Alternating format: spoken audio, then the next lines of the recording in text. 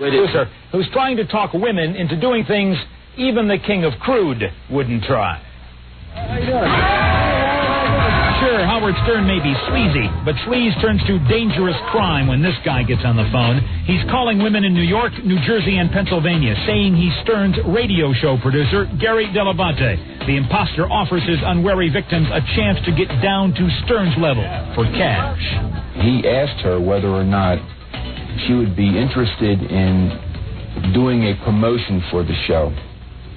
The promotion consisted of her meeting a representative of the Howard Stern show and proving to that person that she was not wearing underwear.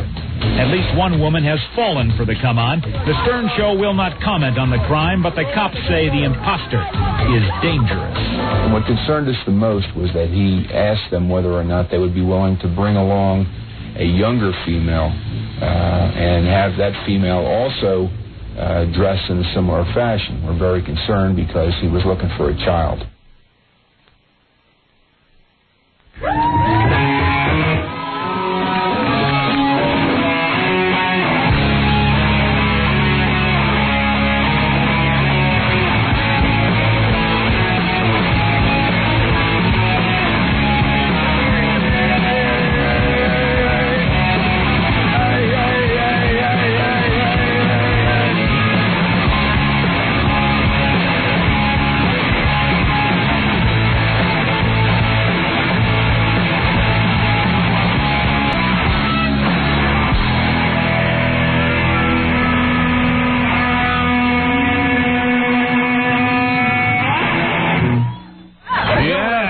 Of his own radio and TV shows, one of the country's best-selling authors, and the next governor of the state of New York. Ladies and gentlemen, here he is, America's worst nightmare, Howard Stern.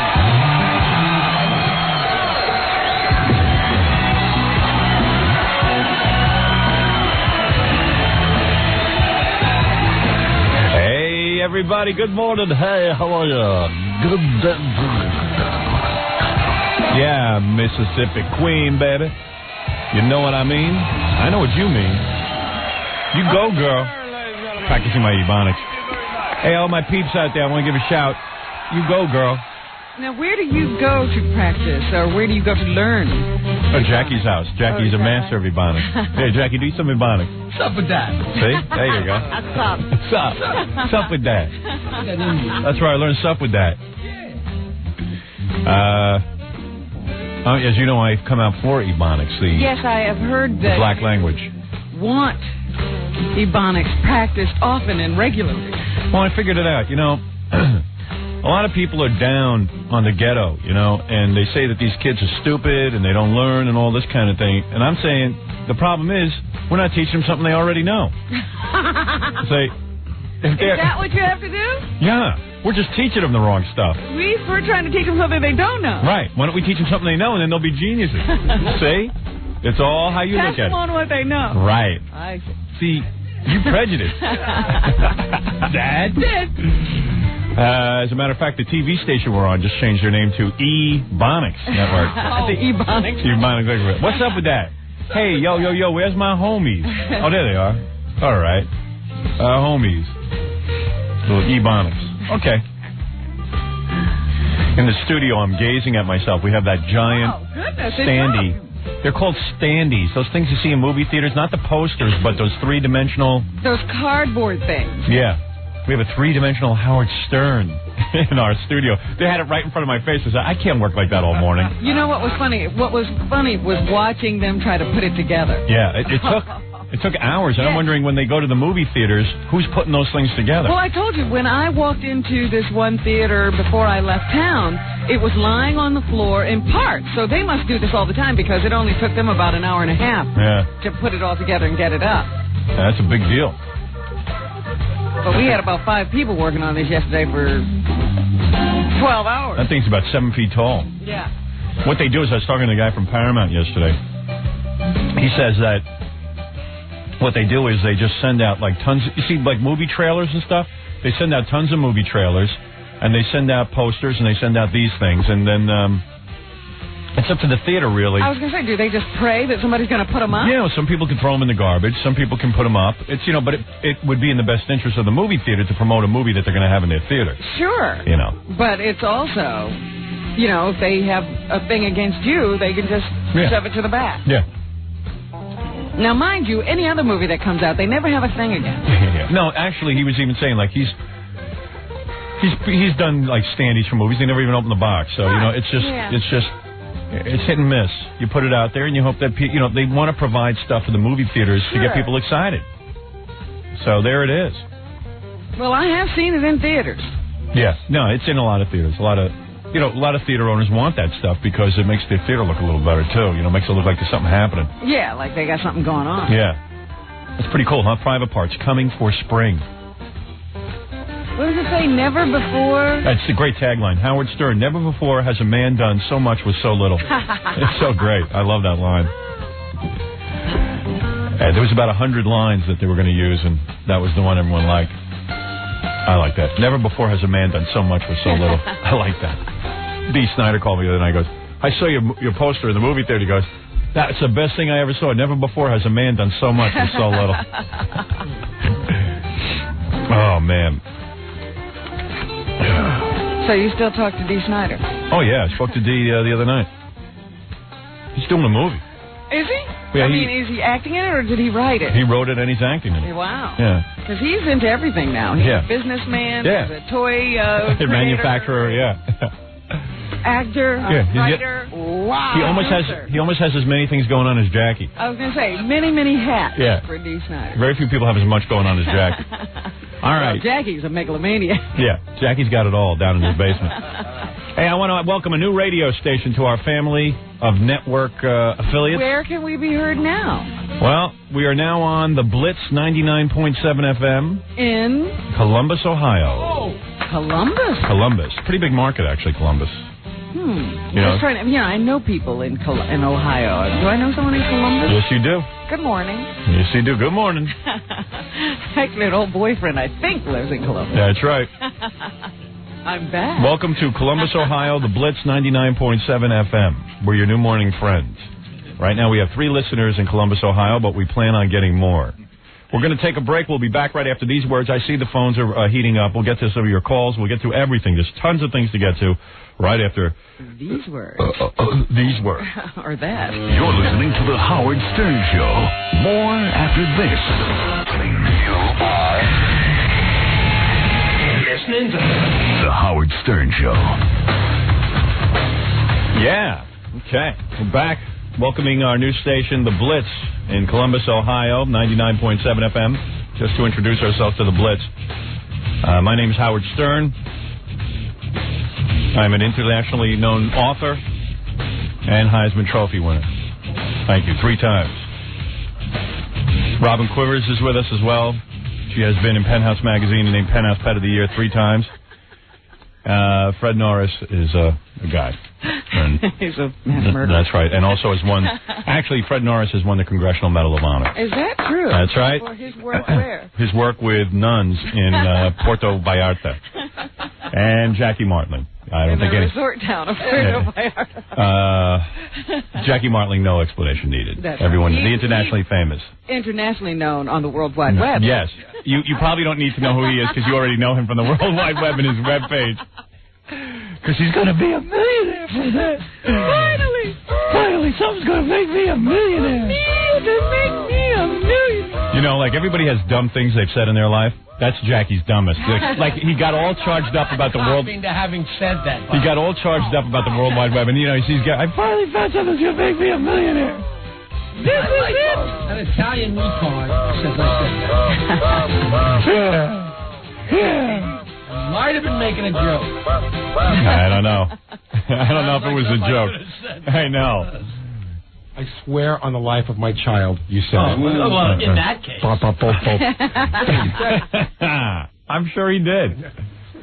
I know him, you know. Jackie doesn't listen to what he says. Some guy hyped him up and said, he's going to make $1 million. And I remember when he first started designing that page. He had these guys coming up here every day, and whining him and dining him. No, it's got to have a blue background.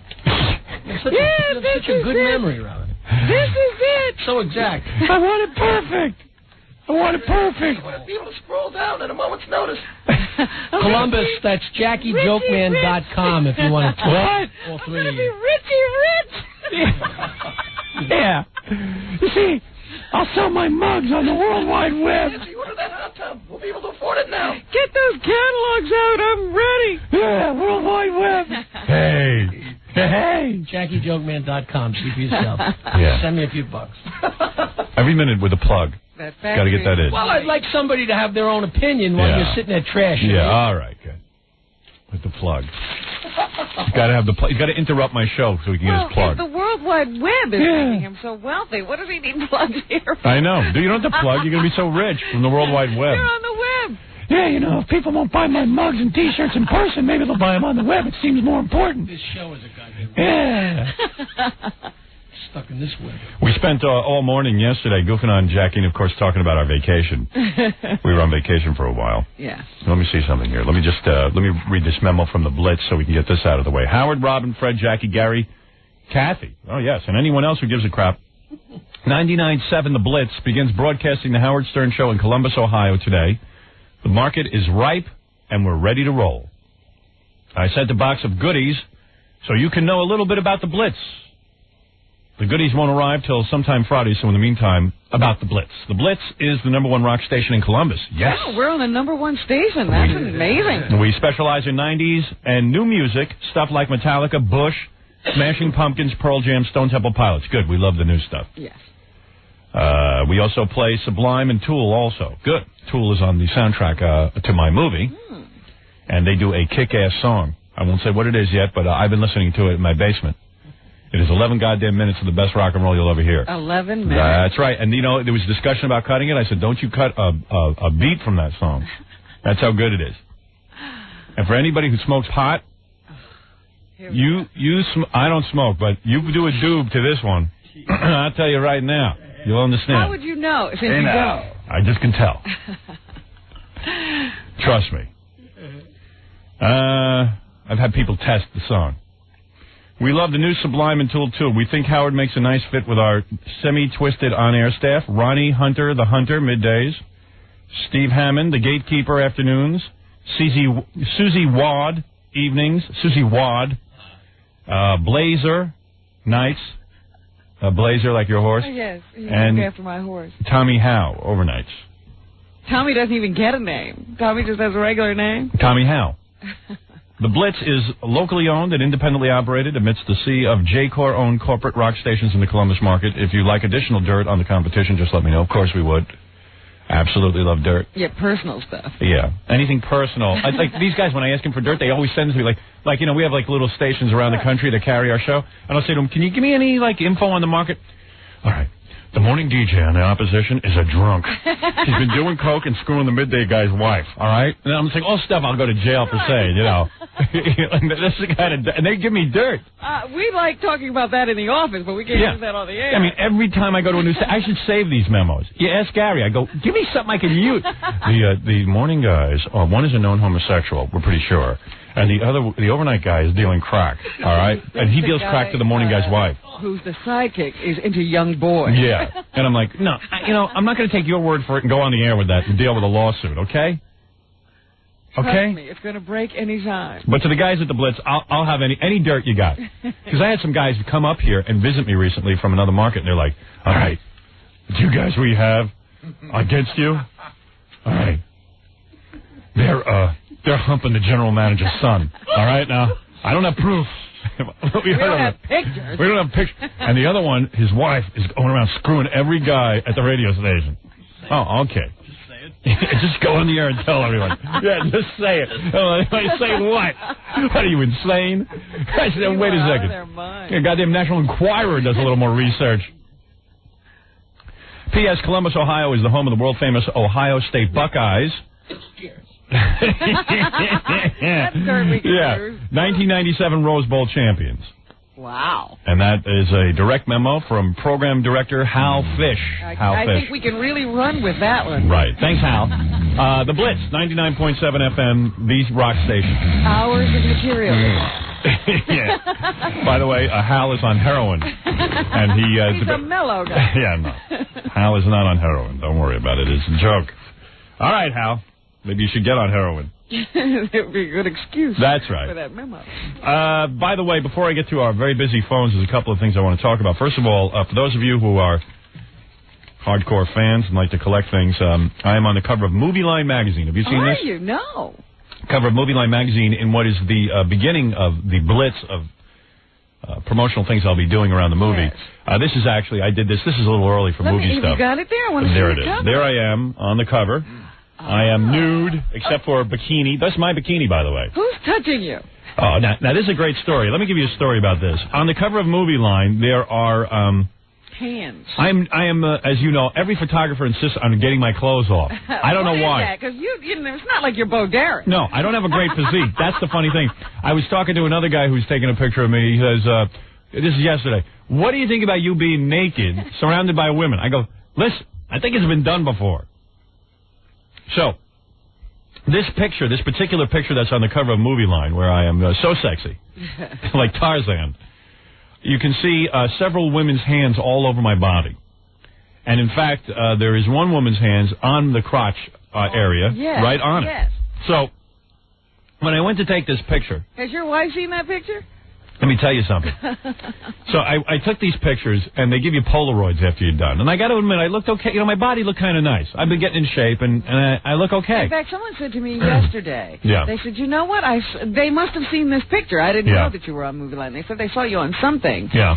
And they said, you know, being so tall and broad-shouldered, they thought you'd be kind of skinny and emaciated? Yeah. And they said, no, he's not at all. He has a very nice physique. Yeah, see, girls? Yeah. But seriously, I mean, you know, look, I mean, that's not bad, right? I mean, that's a good shot. This woman said to me, you know, he's really quite handsome. Yeah, well, that helps when you make a little money and you also... And you're on the cover of a magazine. And you're on the cover of a magazine. Suddenly you're handsome. Believe me, I looked at myself this morning in the mirror. There was nothing handsome going on. Trust me. So anyway, getting back to this very long story, which I'll shorten up. And by the way, when you see me looking this handsome, there's 4,500 photos taken. One is good. Actually, wait, where's your mic? A few good ones in that A few good ones. I saw those Polaroids. Yeah, no, there was some good ones. So anyway, the Polaroid, you go in there and they say to me, this is for the sex issue. Movie Line is having a sex issue. I had never even heard of Movie Line before. This evidently it's a popular magazine. Yes, it is. And the sex issue, I didn't know. I thought it was a movie magazine. Yeah, well, it's their movies and sex issue, okay? Sex and cinema. Right, exactly. So I'm wearing I brought someone gave me as a goof one time polka dot underwear, polka dot bikini underwear. So I brought that to the shoot because they said they wanted me naked. Now, you go in and then they have hand models. These women come in and they're hand models. They're all hand models. All hand models, and they tell them you gotta grab me, and they say to one woman, you gotta grab Howard's crotch. Of course, they didn't want to grab my crotch, the hand models, because they're like professional hand models. But, of course, I was shooting also that day with Jenna Jameson, the porn star. So she said, I'll grab his crotch. Yeah, I'm not a hand model, right. But I can do that. So she put her hands right on my crotch. They start shooting this thing, and the woman taking the picture was a very talented photographer, Randy Saint. Randy Saint. Let's make her a saint. Throw a shout out to Randy Saint. I think it's Randy St. James there. I don't know, some made up name there. She was married to some rock star. Randy St. Goes Marching In, I think it is. Randy. No, I know her name. It's on the tip of my tongue. Randy. She's my favorite photographer. Randy St. Nicholas. Oh. And she said, okay, have the girl put her hands on your crotch. So Jenna Jameson put her hands on my crotch. As she's shooting, I'm getting aroused. I was getting aroused. I'll be honest with you. It felt so good. You know what? I don't even want to hear this. Yes, you do. Because if somebody comes in here and touches you, you swear you're not aroused. Yeah. Well, if she would slightly just move her thumb, I would, you know what I'm saying? I could feel something. You decorate her. Yeah. And she was slightly, like slightly, every once in a while moving her thumb. I think she was doing it to, help me out. And I was getting aroused, and I said, well, at least her hands are over it. I don't think anyone could see. I'm not that big. The photographer stops everything. She goes, look. Is in front of everyone. She goes, look. Her hands are getting further and further away from your crotch. Stop it. I said, look. She goes, you two have to stop it. I said, any public demonstrations where you? Yeah, well, I said, look, I'm a man. I said, what could I do? I mean, it's exciting. Touch me there. Yeah, I mean, this is very exciting to me. How did you say, I want you to put your hands there, and you're supposed to remain professional? Yeah, I'm a eunuch. You know who you are. Yeah, well, she saw that Jenna would once in a while, move her finger or something. Well, So look, humans move. They're not mannequins. No. What was she doing? She was twitching like Howard Cosell on a bad day at the Friars Club, okay? So I was embarrassed. Needless to say, I was embarrassed. I mean, I was grinding. Why would you be embarrassed? You should be more embarrassed if somebody was doing that and you didn't get aroused. Nothing You're right. happened. Well, I'll tell you something. I was trying to control it, and it was embarrassing. How long did this go on? Not too long, 20 minutes. And then she moved her hand back. And I brought home the Polaroid, and I said, you know what, I'm just going to leave these Polaroids in my drawer. I don't want to show my wife, because she's going to get all jealous. And she goes, so I said, wait a second, that's stupid, because it's going to be on the cover of the magazine. She's going to see it anyway. I said, honey, look at these pictures I took today. So she takes one look. She goes, whose hands are on your crotch? I said, that's that ugly Jenna Jameson. That pig. Right, I have to, right. She says, she says, were her hands on your crotch? I go, no. Just look, trick photography. You lie. Yeah, I had to. You're such a liar. I had to lie. But had to you go. get on the radio and you say they were there. Well, hopefully she's not listening. That's all. So sick. Yeah. Actually, the hands are computer generated. Those Right. Yeah. Jenna Jameson's hands aren't computer generated. It's a beautiful hand. You know Jenna Jameson used to be a hand model, too? No, I didn't know that. That's very true. And then she got into porno. That leads to porno a lot of times. No, actually, I tell my wife it was Ralph's hands on. Ralph has very nice hands. Yeah. God, I had a case of blue balls you could write a book about. It was awful. But anyway, that's the history of that picture. And then on the inside, there are many photos taken by Randy St. Nicholas that are very nice. There's even a picture from the movie where I'm Hopalong Howie. Here's a picture of me with sex written across my chest. Robin, there I am, in my very sexy pose. Like, hey, there you go. Fred wants to see. You're such a pinup. Like the stubble. Right, the stubble. And then, and this is myself and Jenna in a bathtub. You can tell it was a very torturous day of shooting. Sure. Yes. Cute couple. Look at your face. You're a mess. You're then gonna. What are you gonna say? She's computer generated there too. Yes. Was she naked in that tub? No. Oh, sure. So anyway, that is Movie Line magazine, and that is on that's somewhere. They sell that somewhere. I don't know where. At newsstands, Howard. Really? I've never seen it, but I've never been to a newsstand in the last 10 years. Well, that's right. You don't walk the street. Right. There it is. It's everywhere. It's everywhere. I have to take a break. We'll come back. We're going to answer the phones. I see that the phones are busy. I'll get to those in a minute, and then we have a lot of things to get to today. We'll be back right after these words. We'll be back with the Howard Stern Show. Don't go away. Don't touch your dial. The Howard Stern Show. Come on. Yeah. Push.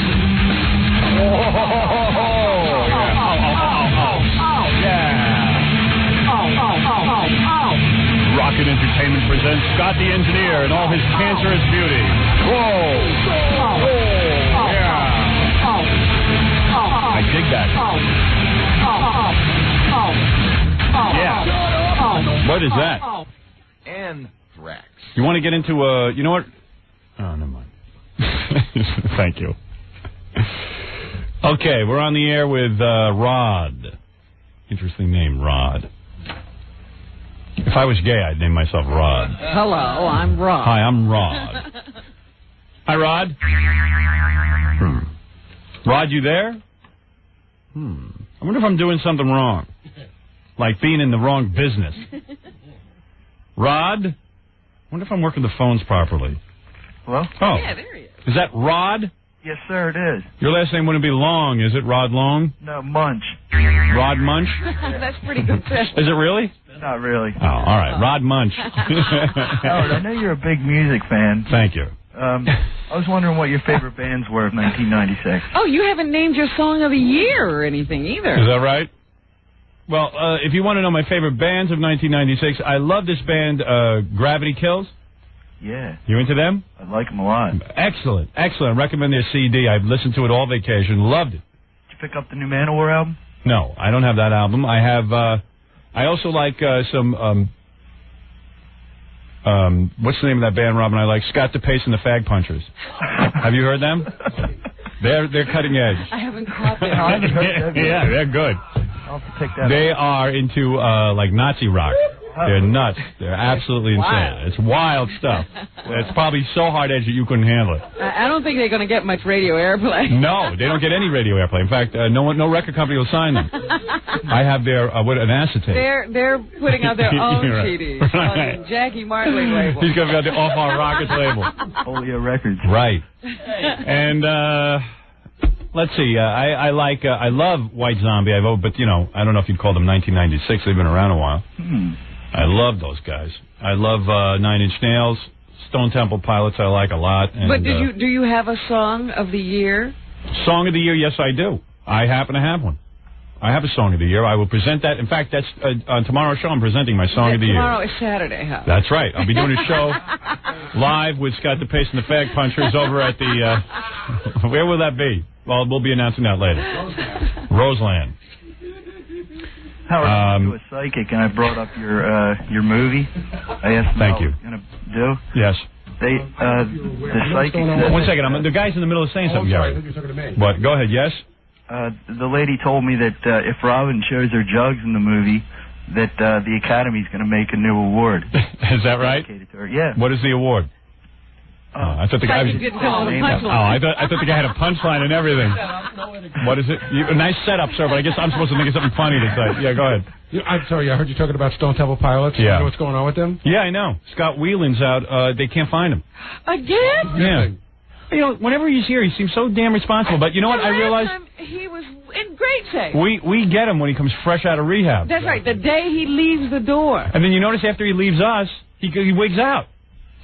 But, I mean, Howard, he was so in control. He's like, I had a problem, but I beat it, and, we just want to get the tour going again. I know where he is. Where? He's in Fred's apartment. No one will find him there. No, because there was an article in Entertainment Weekly about how they blew all that money because they missed touring this summer, and they really screwed up the record and everything. Yeah, it's weird. That poor guy. The lead singer of Stone Temple Pilots got in trouble for heroin, and then he came in here, and... No, actually, he came in here and then he went right into rehab. Wait a minute. They took him out of rehab to come here. Right. And then he ran away. Yeah. Remember? Yeah. They couldn't get him back to rehab. He seems so... I'm telling you, the guy seems so totally together when he's with us. He is... Listen, they should just let him do heroin. What's the big deal?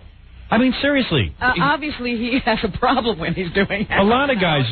The problem I think his problem is they won't let him do it. No, he can't do the music when he's doing the heroin. He either does heroin or music. You don't know that for a fact. Well, why would the band members be upset? That's true. Doesn't he? But I'll tell you one thing about Scott. God love him. He is the real deal. He is a real rock star.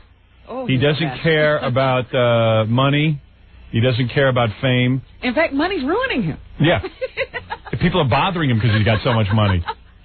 But imagine what those poor 3 other guys in the band are going through. It's tough. Their whole life to get in a band, to get a record deal. Right. And now they can't control what goes on. And it's not even like they're just a band. Yeah. They're Stone Temple Pilots. Yeah, right. Woo. They're not just a band.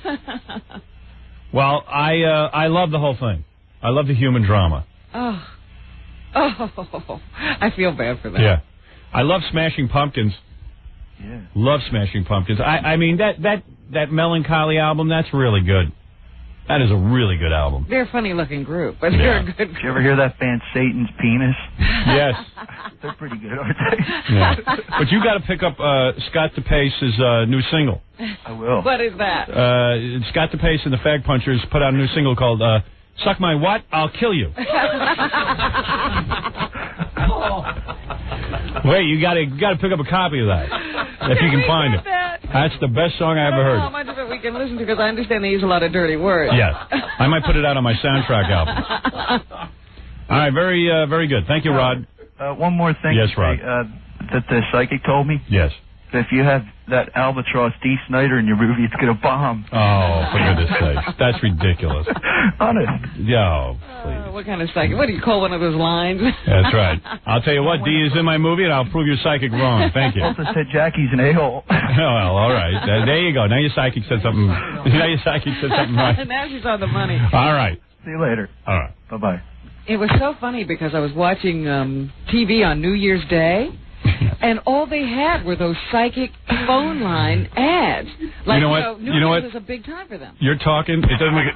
I'm trying to hang up on this guy while you're talking. I can't figure out how to work this phone for the life of me. Go ahead. Yes. So you're saying you forget as soon as you leave the studio? Yeah. No, it just doesn't work. Oh. You hit the button off, and it just doesn't do it. No. No, they didn't. There were so many ads. I said, these things must make money. Yeah. Look at how much television time they're buying. Yeah, I go nuts because it's not only like the Psychic Friends Network. No, there's 10 million of Yeah, them. I remember when the Psychic Friends Network put on their first infomercial, and I said, there's a really dumb idea. Yes. That'll never take off. Who would waste money? Because it costs money to put a half-hour television on. Yeah. Sure enough, now there's the Kenny Kingston hotline, and there's even one now with, I think, Uhura from Star Trek. He has one. Billy D. Williams, before his troubles, he had one. Yeah. And it almost now they don't even need stars. The ones I saw the other day, they just had regular old commercial type actors. Yeah. Just saying, give us a call, and then they had these people doing testimonials. And how stupid is the American public that there's a segment of the population, a pretty big one, that will keep calling these psychic networks. And, they know that New Year's, everybody wants to know what the future is. Yeah. Like right around this time of the year, everybody's wondering what's going to happen to them in 1997. So they just took up every commercial minute they could find on television. This psychic thing has gotten really big because, like out where I live, my wife's friends all go to psychics, but of course they would never call the psychic hotline. That's those aren't real psychics. They have real psychics. Yeah, they're not real. That's what they say. They go, this is like a really good psychic. You don't understand. This psychic predicted everything. And I go, yeah, I don't understand. All right. Oh, dear. Do they really go, though? Yep, they don't go. As a goof? No, they don't go just for the fun of it. Well, what do they do with the information, though? Nothing, because the information is all stupid crap that you can't use. So why do they keep going? Because they're idiots. That's why, like I tell my wife, your friends are idiots. I mean, can they go back and say, look, he stopped me from doing something I would have done that would have ruined my life, or she gave me a spot tip that got me over the hump? No, because it's not real. $200 an hour. $200? Yeah, yep, for the real psychic. Well, I guess they would be real. All right. For $200 an hour, it better be real. Richard, you're on the air. Amazing. Hi, Howard. Yes. Hi, Robin. Good morning. Oh, good morning. I'd like to talk about... you a stutterer? Yeah, I'm a stutterer, too, just like John. All right, go ahead. Take your time. It's okay. Like to talk we praise and hail anyone with a speech affect. Speech impediments are us, is what we... Any speech impediment is welcome on this show. I'll fit right in, guys. Go ahead, Richard. Yeah, I'd like to speak about legalizing marijuana. I went down to the ACLU and with a complaint that it's against my civil rights for the federal government, state, and all that garbage to interfere in my life if I'm not a threat to myself or anybody else. Well, listen, this is going on way too long, marijuana, legalized, not legalized. You know what cracks me up is now the argument about whether there should be medical marijuana. Yeah. For people who... Well, Robin, that's a good question because I'm in Ohio. And he has a stutter. He needs to... That's right. It's the only thing that can help him. Yeah, it's the only thing that'll remove that stutter. And I love this whole thing that like you have like cancer. The only thing that can kill your pain is marijuana. I don't buy that. You know what I mean? I think there's other stuff that's a lot stronger that kills your pain. I don't know, but in Ohio, in the last election in November, it was passed for medical use. I know. Now Clinton's saying that you can't do that. The other group is the glaucoma group. They need their marijuana so they can see. Yeah. I got perfect eyesight. Yeah, we know you do. Anyway, marijuana should have been legalized a long time ago. It is legal. The president, of course, can you imagine smoked it himself. Oh, yeah, I know that. Wait a second. Can you hear Robin when she's talking? Yeah. You're just obliterating her every comment. I'm sorry, Robin. I don't mean to. All right. Calm down. Now he'll not obliterate you at all. But can you imagine lawmakers who doctors say, if I don't prescribe this marijuana to this person, they won't be able to take their chemotherapy, their lives will be miserable, and the lawmakers say, no, you can't have it. Yeah, it's really stupid. Yeah, just go out and score anyway. No, you can't go granny with the, the bald head because she's on chemo and throw her in jail because she's got some pot in her pocketbook. The reason I think pot should be legalized is every kid smokes it. And what really scares me about marijuana, especially today's powerful marijuana, and it is so much more powerful than when we used to smoke, it is so strong that at least when you get alcohol, you know 80 proof and you know what you're taking. There's some sort of regulation. Marijuana, you get anything. It could be sprayed. It could be it could be one of a million different drugs really on there. That a kid doesn't know what they're smoking.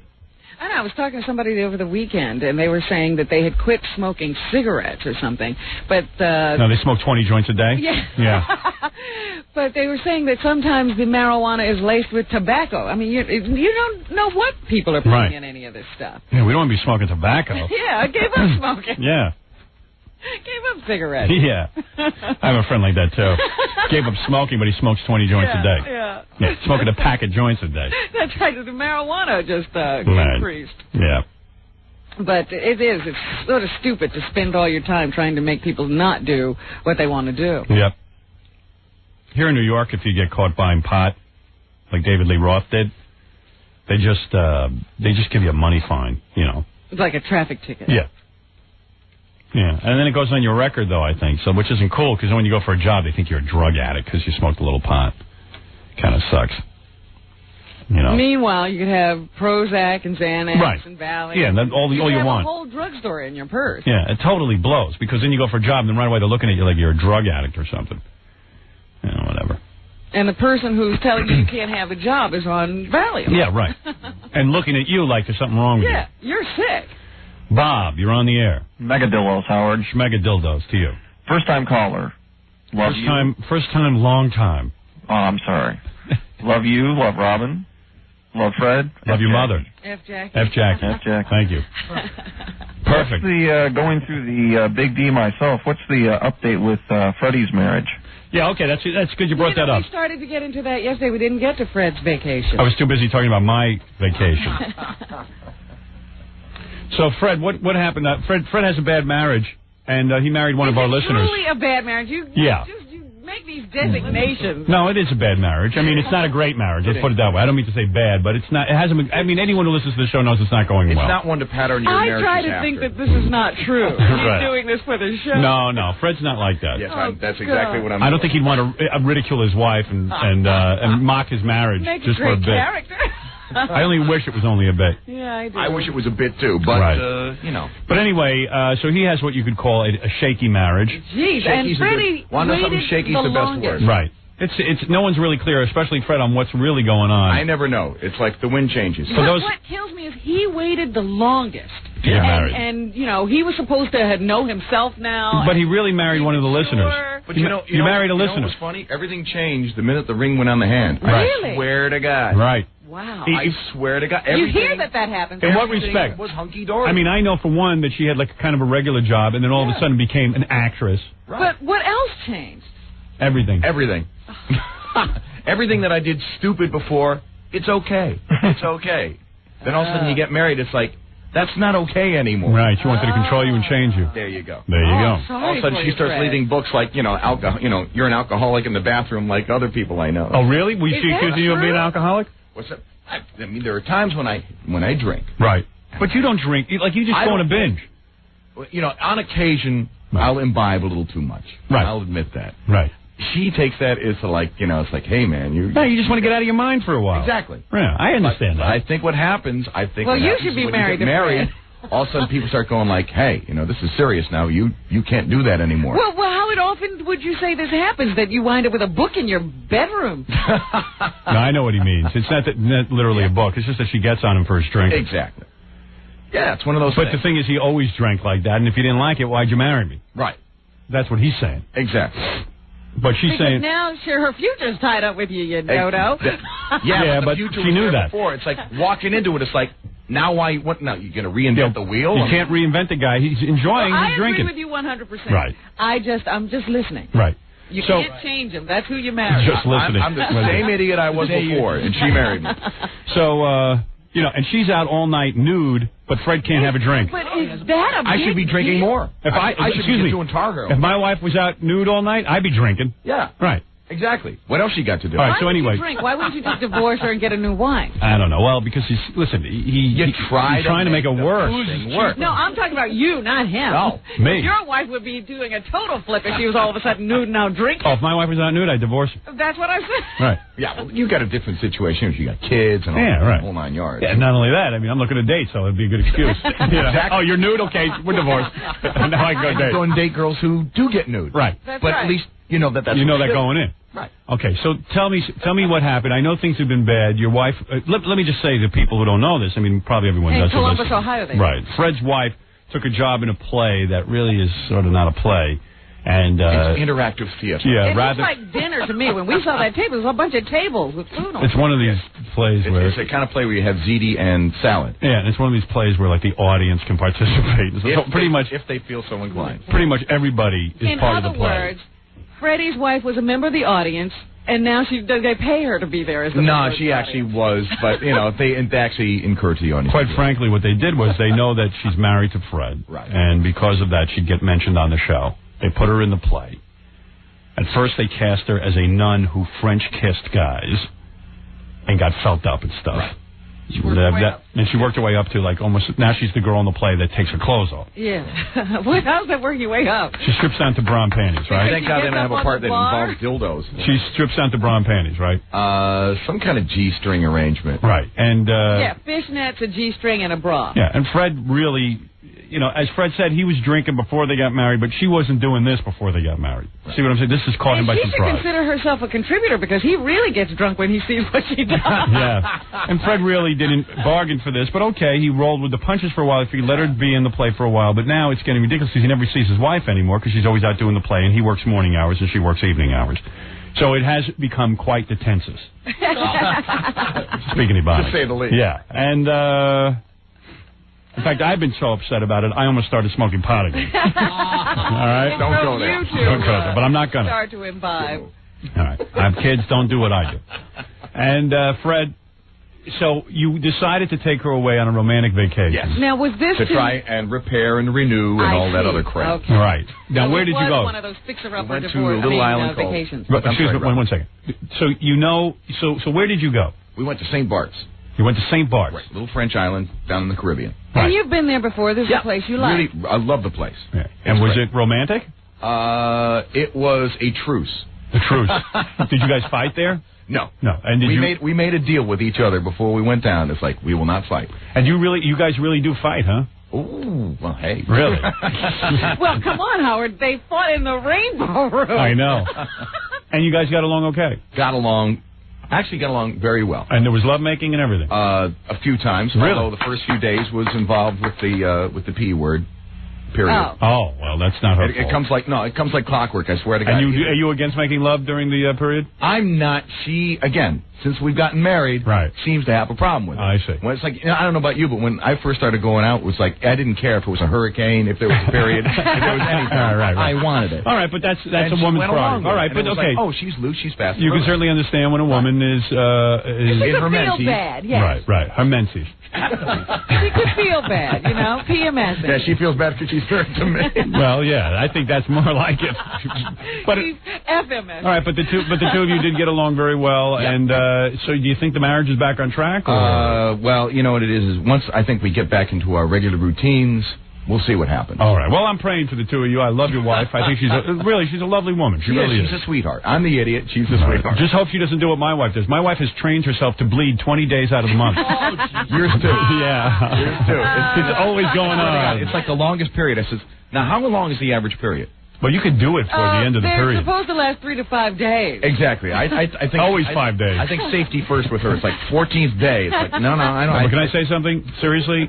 With the period, the last 2 days of the period, you could certainly start in again. Oh, sure, you can. Yeah, but you can't rape your wife, Howard. She has to agree. Well, that's true. I'll do like Michael Irvin, allegedly.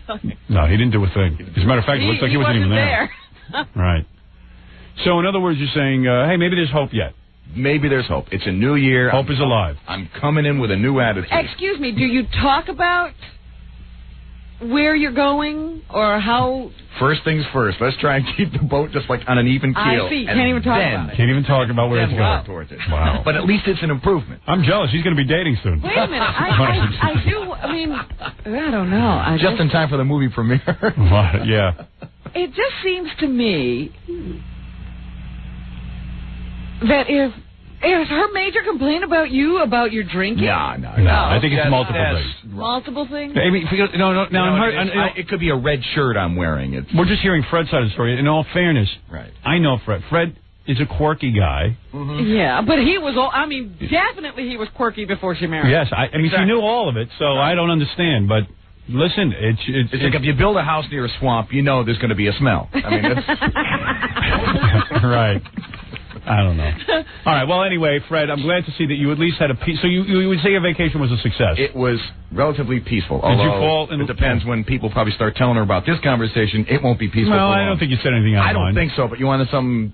Things you never know. You know how it is. Yes. Well, but I know when you wind your wife up, some things you say innocently. You say things on the air, and that's right. Oh, he's got people winding her up too. Yep. Oh yes. There are people winding all over the place. Oh, right. Dear. Well, listen, you do the best you can. Yeah. I think you're a great guy. I don't know. I know what I am. I can be the biggest idiot in the world, but hey, Will she go to a psychic, you think, to get advice? With your money? Maybe you should go. $200 an hour. Yeah, I have a great one. $200 an hour. She'll straighten you right out. Instead, I think. Right. Dear. Freddie, the best thing you can do is get divorced and be happy again. You think so? How long were you married? For 4 years. Some guy sent me a all book. bad? I'm sorry? Was it all bad, or was it just... It's kind of was like you. It started out pretty good, and it just continually went downhill. All the little things that didn't used to matter just get worse and worse and worse. Did you have kids? No. Yeah, you see, you're lucky. You got out early. That's smart. It sounds exactly the same what Freddie needs to do. Some guy sent me a book. It's a book written by a guy. It's anonymous. He won't give his name or anything. It's called How to Dump Your Wife. Really? Yeah, it is the best book. What does it say? It says how to prepare for dumping your wife. It gives you different scenarios. You're either in one of three scenarios. Okay. You're either in one where you have a girlfriend, and she's pressuring you to get the divorce and everything, and you want to get that over with. He's telling you not to move too fast. He tells you how to hide your finances and everything from your wife. Oh, what you're saying is you're cheating on your wife with somebody, and she wants you to get a divorce. Right. So here's how you do it. He says, and there's a second. He says, and you can have any kind of wife. There's all different kinds of wife. One, the nagging bitch wife. He says, those are the best because you just got to get out. That's easy. And then there's the loving wife. He goes, the one that, this is the worst kind to have in a sense because she loves you so much. You feel guilty. You don't love her anymore. But how the hell? You don't want to make her cry. You don't want to make her upset. You know she's just gonna be miserable. But hey, screw that. You know what I mean? Live. And he tells you how to get. He tells you how to get over your guilt. Oh. He tells you, look, man. Where do you get this book? Because I don't think you see it in the bookstore. You don't see it in the bookstore. It's one of those books that's published like what's the name of that book? Vanguard Press? No, not Vanguard. No, that Vanguard's the ones you write yourself. It's a special thing that they give you books on how to make bombs and all the stuff you're not really. Those like underground books. Yeah, it's a book company called. I wish I could. It's got a weird name too. I can't think of the name of it. Do you know what I'm talking about? Yeah. They have a flyer. That's how you order their books. It's like how to get. It's a big business. Their big book is how to get even. Like they teach you how to play practical jokes on your friends and get really screw them over. How to screw your enemies. Is that the place that was selling the book, How to Make a Bomb? That came to life? They have all kinds of stuff. All kinds of stuff that's bordering on it should be illegal, but we have free press. So they have this book, How to Dump Your Wife. And then he goes through the different wives, the different scenarios financially. Why are you so aware of the material in this book? I read it. The guy sent it to me. I think it's the funniest thing in the world. And then he writes about he goes, and then he says, guys, let's be honest. He says, I can only write this in this book and I'm anonymous. He said, now, some of you have kids. Most of you are indifferent about your kids anyway. Oh. You know what I mean? He goes, so bad. That is horrid. He goes, yeah, you love them and everything, but so if you'd only see them on weekends, big deal. Yeah. You know what I mean? You're going to be dating your ass off. Oh. And then he goes through more that way than you would ordinarily. Yeah. Yeah, it's more quality time. Yeah, and I suspect the book was written by Neil Drake. I was trying to think of who wrote the goddamn thing. What is it? Is the name of the company Hallidan Press? No, one of them is Hallidan, but there's another one. But I think it's Hallidan Press. They might have that one. Huh. And the guy goes through different scenarios, and he says, listen, I know exactly what's going through your mind. Here it is. And the guy's like, he's He's real honest. He's real honest about everything. I'll give you the book, Fred. You might need to read it. Oh, well, if your wife sees that around, she could whip herself into shape. I'm going to put another copy. I leave it. Jacket over. You're funny. It's funny. I leave it on the coffee table. That's a way to get even with for the alcohol. Yeah. That's right. I was going to say, if she can leave materials around, so can you. Yeah, leave that around. That'll shake her up. Yeah.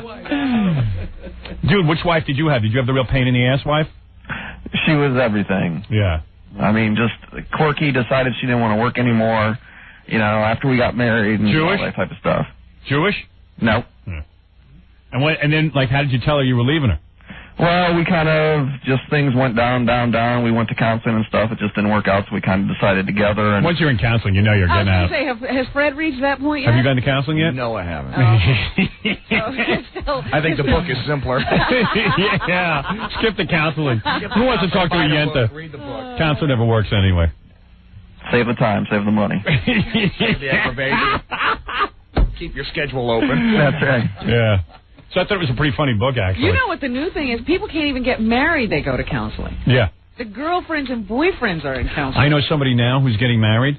Listen to this. They're both Catholic. They're getting married.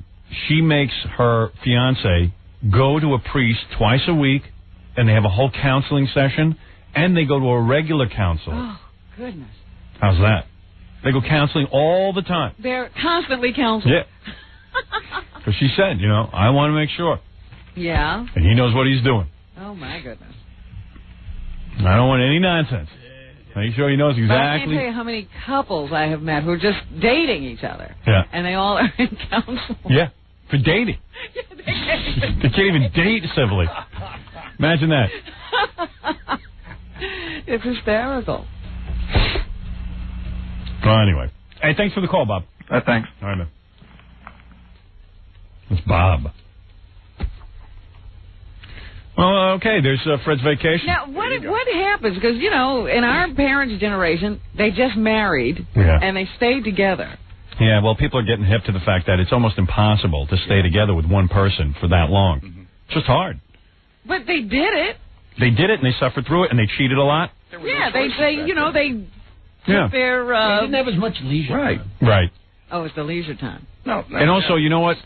I have a feeling like Hollywood people and all that kind of stuff, this used to be for the rich, you know. This used to be for the famous. They would get away with divorcing and all that kind of stuff. And then the rest of society caught on. They jumped on the bandwagon. Yeah. Now it's for everybody. And you know what? Marriage now is more like dating, which is more fun. You know, like it gets a little more involved with the kids and stuff, but it's like dating. And then you get out of it. Just when you get out of it, it's all expensive and stuff. You have to have lawyers untangle everything. That's the one, you know, thing. Yeah, it's almost like, you know, when you get those electrical cords all tangled up. It's hell to try to get them apart. Yeah, like I'm reading in the paper today, there's, what's the guy's name, the director who's getting a divorce? Brian De Palma. And he signed a prenuptial agreement with this woman he's divorcing. They say it's as thick as the Bible. And then they had Raoul Felder in the paper. He goes, I don't care, I take the case. I go after that guy. He goes, those prenuptials, they don't mean a thing sometimes. And I'm like, well, what good is any of this? Yeah, but you got to figure now, especially in the cases where you have, you know, like a Brian De Palma. I don't know what his particular situation is, but oftentimes it's a very wealthy, sophisticated man marrying some young, naive girl. Yeah. That's not fair. Who said there's anything fair about it? That's not fair when you take her into your battery of lawyers and have her sign a phone book. Well, you could be a lawyer. All right, we're going to take a break. We'll be back right after these words. You're listening to The Howard Stern Show. Stay right there. FCC jurisdiction. This radio person is the whole problem. The Howard Stern Show. Jackie Penthouse, Joe Page Martling, Sergeant Pecker, and the Joke Man are each 78 wild minutes. Only $12 plus $4 shipping and handling. CD or cassette, buy two, get one free. Call 1-800-323-KING. Jackie's Joke CDs are now available in major record stores coast to coast on Oleo Records. If you need some more information on that, visit Jokeland on the web. I visit JackieJokeman.com. All right, Jack. Thank you. Oh. Thank you, Jackie. All right. That's right. Oh, I got some more Christmas cards from celebrities. Yeah? Here's one from Mary Jo and Joey Buttafuoco. There you go. Right there. Oh, my goodness. Yeah, and they put a picture on. They put a picture of themselves so you can remember who they are. Very loving picture. Two of them embracing. Right? Very nice. Oh, here's another one here. Oh, every year I get one from this guy. Beautiful. Robert Goulet and his lovely wife. We haven't fallen off that list. We haven't fallen off that mailing list. I think once you're on the Robert Goulet mailing list, no matter how much you goof on their Christmas card, you still get one. And it's a picture of Robert Goulet and his wife and they're very, very beautifully dressed and a lot of jewelry. I wonder if they get together once a year for the holiday photo. Yeah, it looks like they do. And then on the inside, they even have a picture of the two of them in a play in Man of La Mancha. Oh. I guess they're touring together, him and his wife in Man of La Mancha. I didn't know she was an actress. Why not? Of course. So that's from Robert and Vera Goulet. I get one from them every year. Mm-hmm. I haven't seen the man in... No, he won't do the shot. Yeah, who sent me that card? Also, here is another one. This is a most beautiful, sedate, sedate the right word? Not sedate, but most beautiful and conservative Christmas card. Peace on earth and goodwill toward all living things. And, of course, it's from Ozzy and Sharon Osbourne. Ozzy Osbourne. Which is always funny that... Yeah, he's into peace. Right. Then I got another one here with a... we couldn't figure out who it was from. I mean, look at the signature, Robin. You would never know who that is from. Do you see the signature? Yes, I do. And that doesn't look like English writing. So thank God... Gary saved the envelope. It's from Van Damme Entertainment, Jean-Claude Van Damme. Well, he was having a problem. Maybe he was a little shaky. Yeah. Wishing you a happy holiday season from Van Damme Entertainment. Oh, the whole company, very big conglomerate, Van Damme Entertainment. We received a Christmas card from the great band Marilyn Manson. That will be appearing on my soundtrack. They celebrate the holidays? I'm shocked. Yes, they do. Yes, they do. And they are superstar Antichrist. And let's see. Here's one from, here's a guy who's smiling, Hugh Hefner, with that young wife and the kids. Look at him. That's a guy who is happy. Looks like they propped him up in front of the camera, but man, is he happy. There he is with that wife. Moofa. Let me have that for 3 seconds, and I'll stroke out. Let's see, and then, this guy sent the card, but you wouldn't know who he is. This is a guy who is a David Letterman. He's a fan of David Letterman, and he actually used to go watch the show. He'd order tickets, and as much as he could get in the audience, he would go. And now they've banned him from the audience. Letterman, they don't want regulars like that. And Letterman even once saw him in the audience and pulled him up on stage and had him on the stage. And I guess now they felt that he was showing up in the audience too much, and he has written me numerous letters saying how unfair it is that he can't go watch Letterman's show. He's very upset, and then he sends a Christmas card with him standing next to Letterman from the show, you see? And that is the guy. He is obsessed with Letterman, I think. I keep opening new ones, Howard. He says he's not obsessed with him. He just likes the show, and why can't he go watch? Here's another one. Because Dave doesn't want him to. Yeah. Here is a card from... There's another one you have to, go back to the envelope to guess who it is. Yeah. Now, these are two little children? Yeah. I don't know. Who is this? That's from the Love family. Oh, from Mike Love? Yes. All right. I was going to say, who is the Love family? Yeah, I was going to say, who's the Love family? It took me a second. Love. The fifth Love family. Right. He said so much love. The current Love family. I received a fax yesterday, angry with Robin and her vacation. I will read it to you. Oh, wait a minute. I got to tell you, I left here, got into a cab to go home. Uh-oh. And some guy, the guy driving the cab says to me, I don't get in and announce who I am. I get in the back of the cab and tell him where I want to go. Right. And this guy says to me, I didn't like what you said about India today. Uh-oh. Hey, now. I'm like, no. You say to him, then why are you here? I'm stuck in this cab. Right. You're going to argue with him. No, I'm thinking, I'm stuck in this cab. This man is responsible for driving me. Right. And did you say anything? I said something about India. Oh, you pretended it wasn't you. I didn't say it. What are you talking about? And then did he start in? And then he says, he's tried to get into it with me, but I'm like, look. Dude. He says, I didn't like what you said about India, and I finally said, I didn't like what happened to me there. All right. There you go. Dear Miss Quivers, I was listening to the description of your visit to my country. Uh-oh. India. In a word, I was extremely angry with your commentary. In a word, I was extremely angry with it. In 10 million 10 million words. If you are visiting a new country, be it a third world nation, it behooves you to do some research and preparation. Had you done so... I didn't plan to take a course. Had you done so, you would have found... Yeah, you have to prepare. I got to go to school now.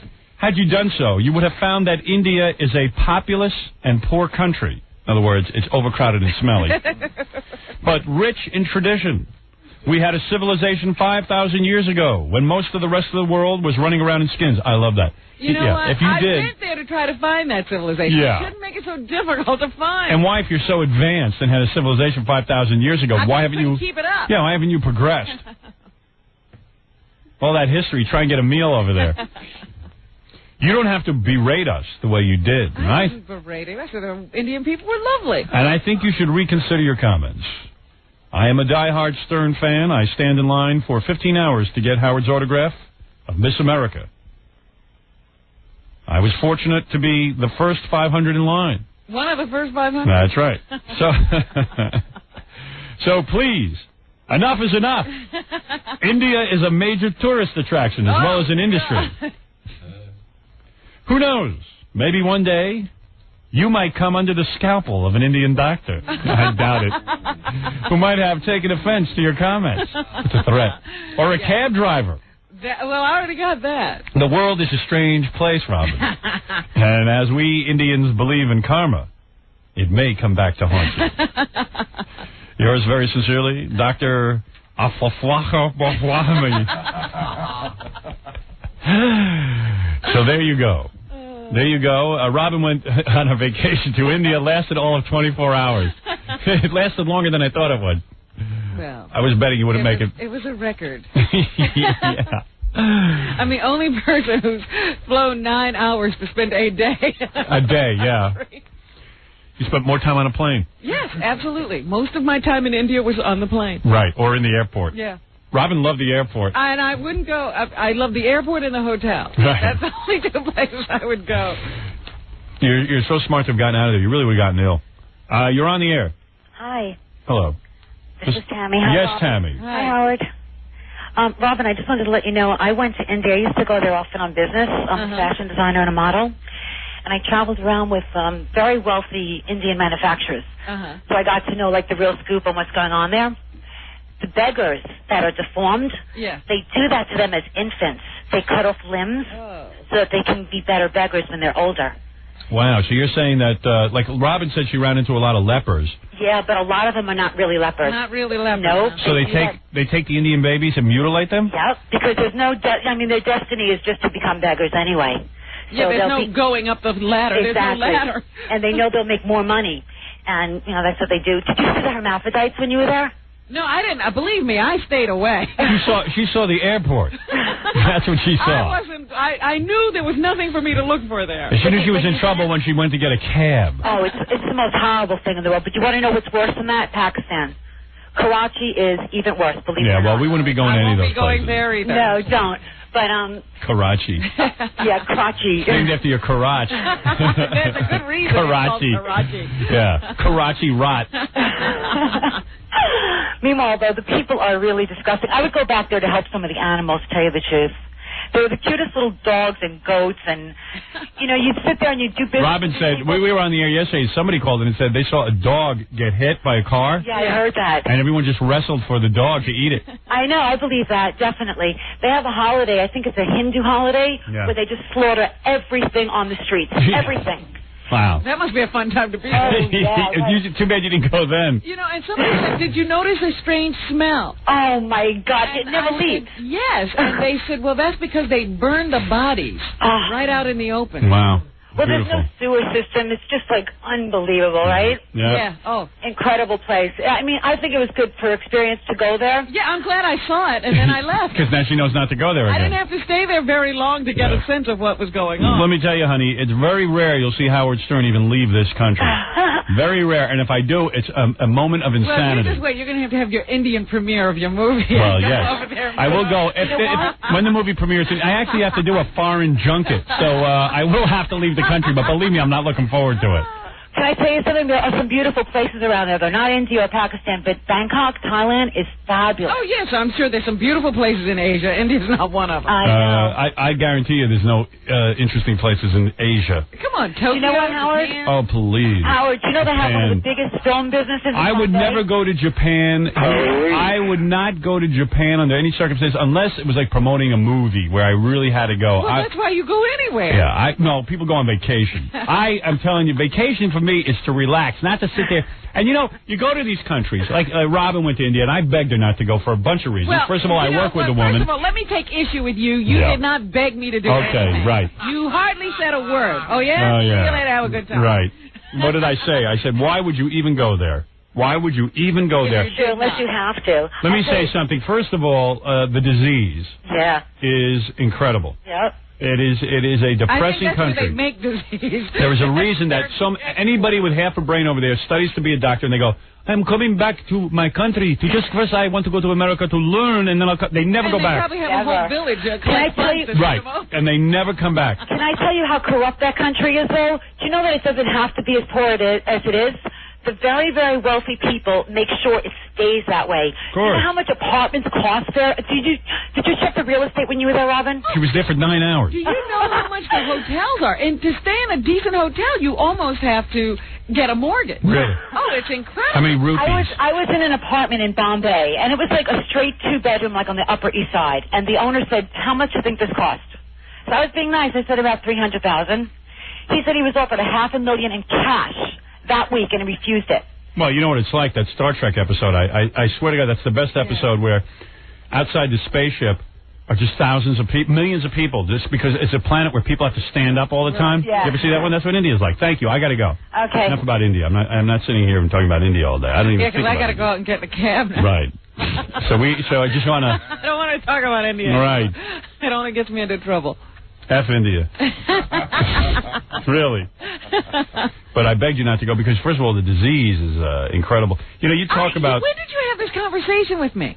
Oh, please. I said to you, what are you doing going to India? When did you have this conversation? Because 3 days. For the 3 days after you told me that you were going, and I said, you're nuts.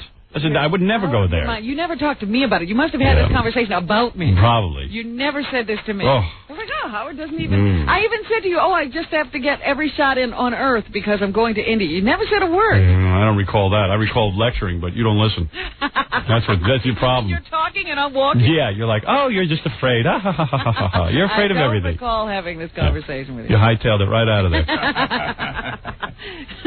Vacation to me is luxurious pampering. Well, that's exactly why I said, you know what? I'm going to London. Right. I'm getting on that plane and going back to me, where I understand things. To me, London is a third world country. No, you don't know where I stay. I don't care where you stayed. I'm telling you, I went over there. They serve a chicken over there that tastes like dog.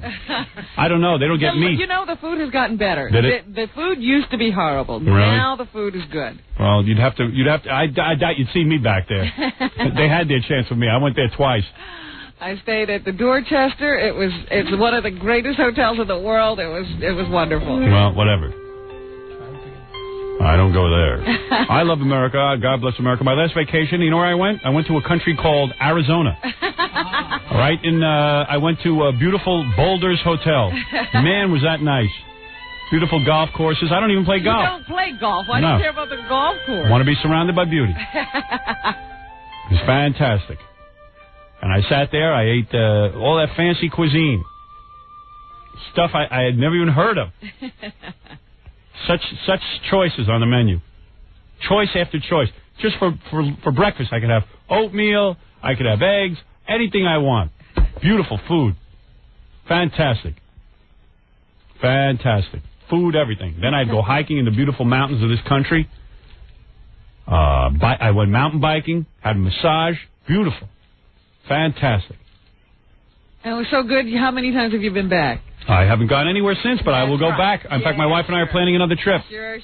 It was so great. After the movie, I have not had a vacation. And after the movie, I plan to take a week. You just had a couple of weeks off. And what was I doing? What was I doing? No, that's not what I was doing, darling. I was planning a unleashing on the press like you've never seen. Yeah, and then you sat at home for 2 weeks. No, I was working every day. You worked when you got back from Los Angeles? Yes, I did, my dear. You could have done that work anywhere, Howard. Yeah, no, you could have can't. been in another location. I'm going to pay to go work somewhere? I don't sit idly buying vacation. Sure. You didn't like the Boulder so much that you've been back. No. I'm not much on vacation, but when I go on one, it's going to be somewhere nice. I ain't going to India. Go back to India. I got out of India. Go back to India, genius. I would go to London anytime. I love London. You're so smart. You went to India. I got out, didn't I? You would have sat there. You would have. I would never have been there. You would have sat there wondering what to do with yourself. You never saw me paying rupees. You know what it reminded me of? Rupees? I don't even know what a rupee is. I want to know what her choices were. Excuse me. It reminded me of the time you went to... You couldn't even go to Atlantic City without being chased down this by my fans. Walk. Well, yeah. Fans? Those were robbers. My fans. Well, good. Keep trying to convince yourself that I've been on worse vacations. You get yourself into messes, too, don't you? And you get them into messes right here at home. Right. Sure. Keep dreaming. I remember you were talking about walking through the alleyways in Atlantic City scared to death. You had seats up in the rafters when you went to see a prize fight. Yeah. You had a miserable time. That was your outing. All right, whatever. But you keep dreaming. Keep daydreaming. Now, you came back and told us ad infinitum what a miserable time you had and how you weren't taken care of. Excuse me, I'm famous. I mean, I didn't know that people would be chasing me on a boardwalk. I didn't realize. I thought that I could walk down the street. I didn't realize India would be so bad. No. Yeah, that's the same thing. And you didn't tell me one thing. You had a conversation. Well, yeah, I guess India is a great place. No, I'm saying you're sitting there saying you warned me. You didn't tell me anything. Okay, I lectured you, but you were busy. You were busy. Lecture. When were you lecturing? You were busy braiding your hair. Give me a date. Yeah, whatever. Good luck. I want witnesses. So, what happened to your friends that you were supposed to meet? Did they were in Madras. Madras? Mm-hmm. I'd like to get your pads, but not your dress. Madras. Well, so they got there and they enjoyed it? Well, they had everybody left at different times. They were already there. They didn't go on the same flight that I did. Let's get them on the phone. Yeah. Go ahead. Yeah, no, you do. Somebody else's version. Yeah. What? Somebody else's version of what? They never saw me. What would they be able to tell you? What is that?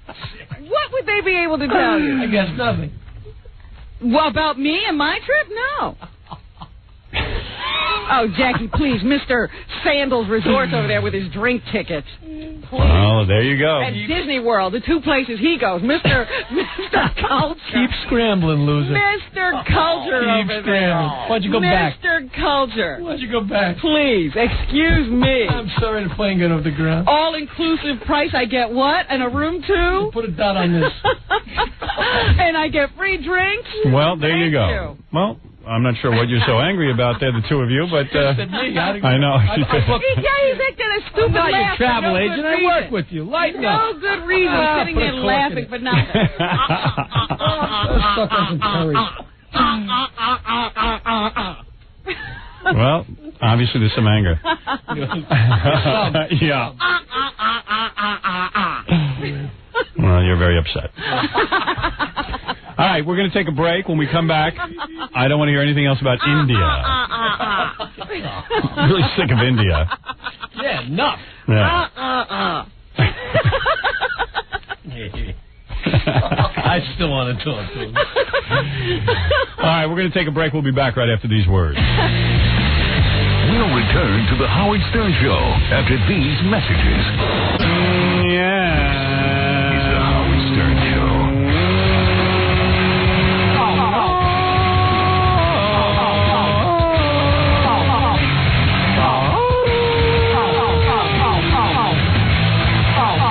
All right, Marie and Carol, you're on the air. Let's do this quick. Marie? Carol? I tell you. There's no such thing as a quick phone call here. Hello? Lit up. Marie and Carol, yes. Yes. Yes, you're on the air, quickly. Okay. Do you know anything about the Illuminati? The what? Illuminati. Illuminati? The Illuminati? Yes. What is the Illuminati? Freemasons. The Three Masons? No, Freemasons. Freemasons. Yeah. You know, as in, if it's free, I'll take it. Yeah. The Freemasons? Yeah. Have you ever seen a Masonic? I know what that is. What is that? One of those cults? No. No. She's talking at the same time I am. What it is the underground conspiracy of overcoming the world. Yes. And I know it sounds quacky, but, I mean, it's so hard to explain. All right, you claim that there is a secret underground conspiracy to take over the world? In a sense, not to take over, but to swing it back, because there's supposedly, and see, we don't know for sure if this is true. We were told by somebody else, and we figured if you knew anything, maybe. But I might have information, but I'm not authorized to unleash it to the American public. Why are you keeping it under wraps? Because of the Illuminati's influence across the country. Are you afraid of the Illuminati? That is correct. You are Mason? I am. You are? Yes. So your religion is Mason? Yes, it is. He's a Mason. I am a Mason. That's not a religion. It's an organization. Yeah, but it's a religion. Well, to me, it's a religion. Have you ever seen a Masonic temple? There are no Thank you. windows. Okay, well, here's another thing. This is what I heard. I'm aware of the Illuminati. What's that? No. Okay. Go ahead. All right. I'll allow you to talk about Illuminati. Okay. Even though I myself cannot talk about it. Well, supposedly. Yeah, because he's been sworn to secrecy. I know. These are like we knew two idiots. Grandfather was one. Should I tell them that I'm part of the Illuminati and that? If you see the Bible, if you see the Mason What is the Illuminati? Bible, I guess it's part of the Mason All right, I'll play with this. You'll die. One second. Supposedly they'll put a hit out on you. So, and supposedly there's a hit What do out you want, on us John? because we can't keep our mouths They think shut that about Clinton it. will get impeached, But we're just two and then 21-year-old girls. Gore I mean, takes over, the world will end in we're 1998. innocent. Right. We're just spreading the message. But in Listen, honey, I'm going to tell you something. How did they get a hold of this information? Can't tell you. Let me tell you about the Illuminati, and now that you've brought it up, I've vowed never to bring it up on the air. Oh, okay. But now that you brought it up, I'm going to let you in on a secret What? about President Clinton. I don't know if you know. Mason. What? And you know what? He'll be impeached. No. Let me tell you something, honey. I never want you to bring up the Illuminati again, or I will have people visit you. I am part of the Illuminati. Yeah, right. Whatever, Howard. I'm telling you about President Clinton and Al Gore. Do you know about this? It has nothing to do with it. No, I didn't say it has anything to do with it. Things will happen. Yes, Bill Clinton will get impeached. Will get impeached. Yes, he will be impeached. What are you saying? I don't know anything about it. Well, He's messing with you. I know he's messing. Okay, fine. Okay, goodbye then. I don't want to talk about Illuminati. Why are they such experts? Well, we're not. We're just trying. They don't know. They know tip of the iceberg, Robin. Trust How me. did they come across Listen to this this. information? The Illuminati will rule this world. Do you know anything about the pyramid? No, listen. They own the like world. Pelican Brief or something. Two yetis with nothing to do. And Meg Ryan Listen. here. Okay. Their pyramids are two bored housewives who have nothing to do. Obviously. Look at this. Keys are a symbol. Like, for example, when you tap onto America Online, okay? When you're connecting on, America Online has a triangle, which represents a pyramid. See. Right? And when you're connecting, there's a dash. What should I do to these two? And then there's a key. So, when you're tapping on it, probably two pigs. You know what I mean? If you look on any... Now, what if they're cute? If they're cute, I'll put up with it. $1 bill. There is underneath that. I bet you together they weigh 320 and haven't had sex in a year. The weights. There's a key. And have you noticed that Key Bank is taking over all the banks? Let me ask you something. Can I ask you something? What? How old are you guys? 21. All right. Are you good looking? Oh yeah, we're lesbians actually. Are you really? Well, we figured you'd like that. Well, how good looking are you, really? Do guys always hit on you? Yeah, unfortunately. And we're sick of penises.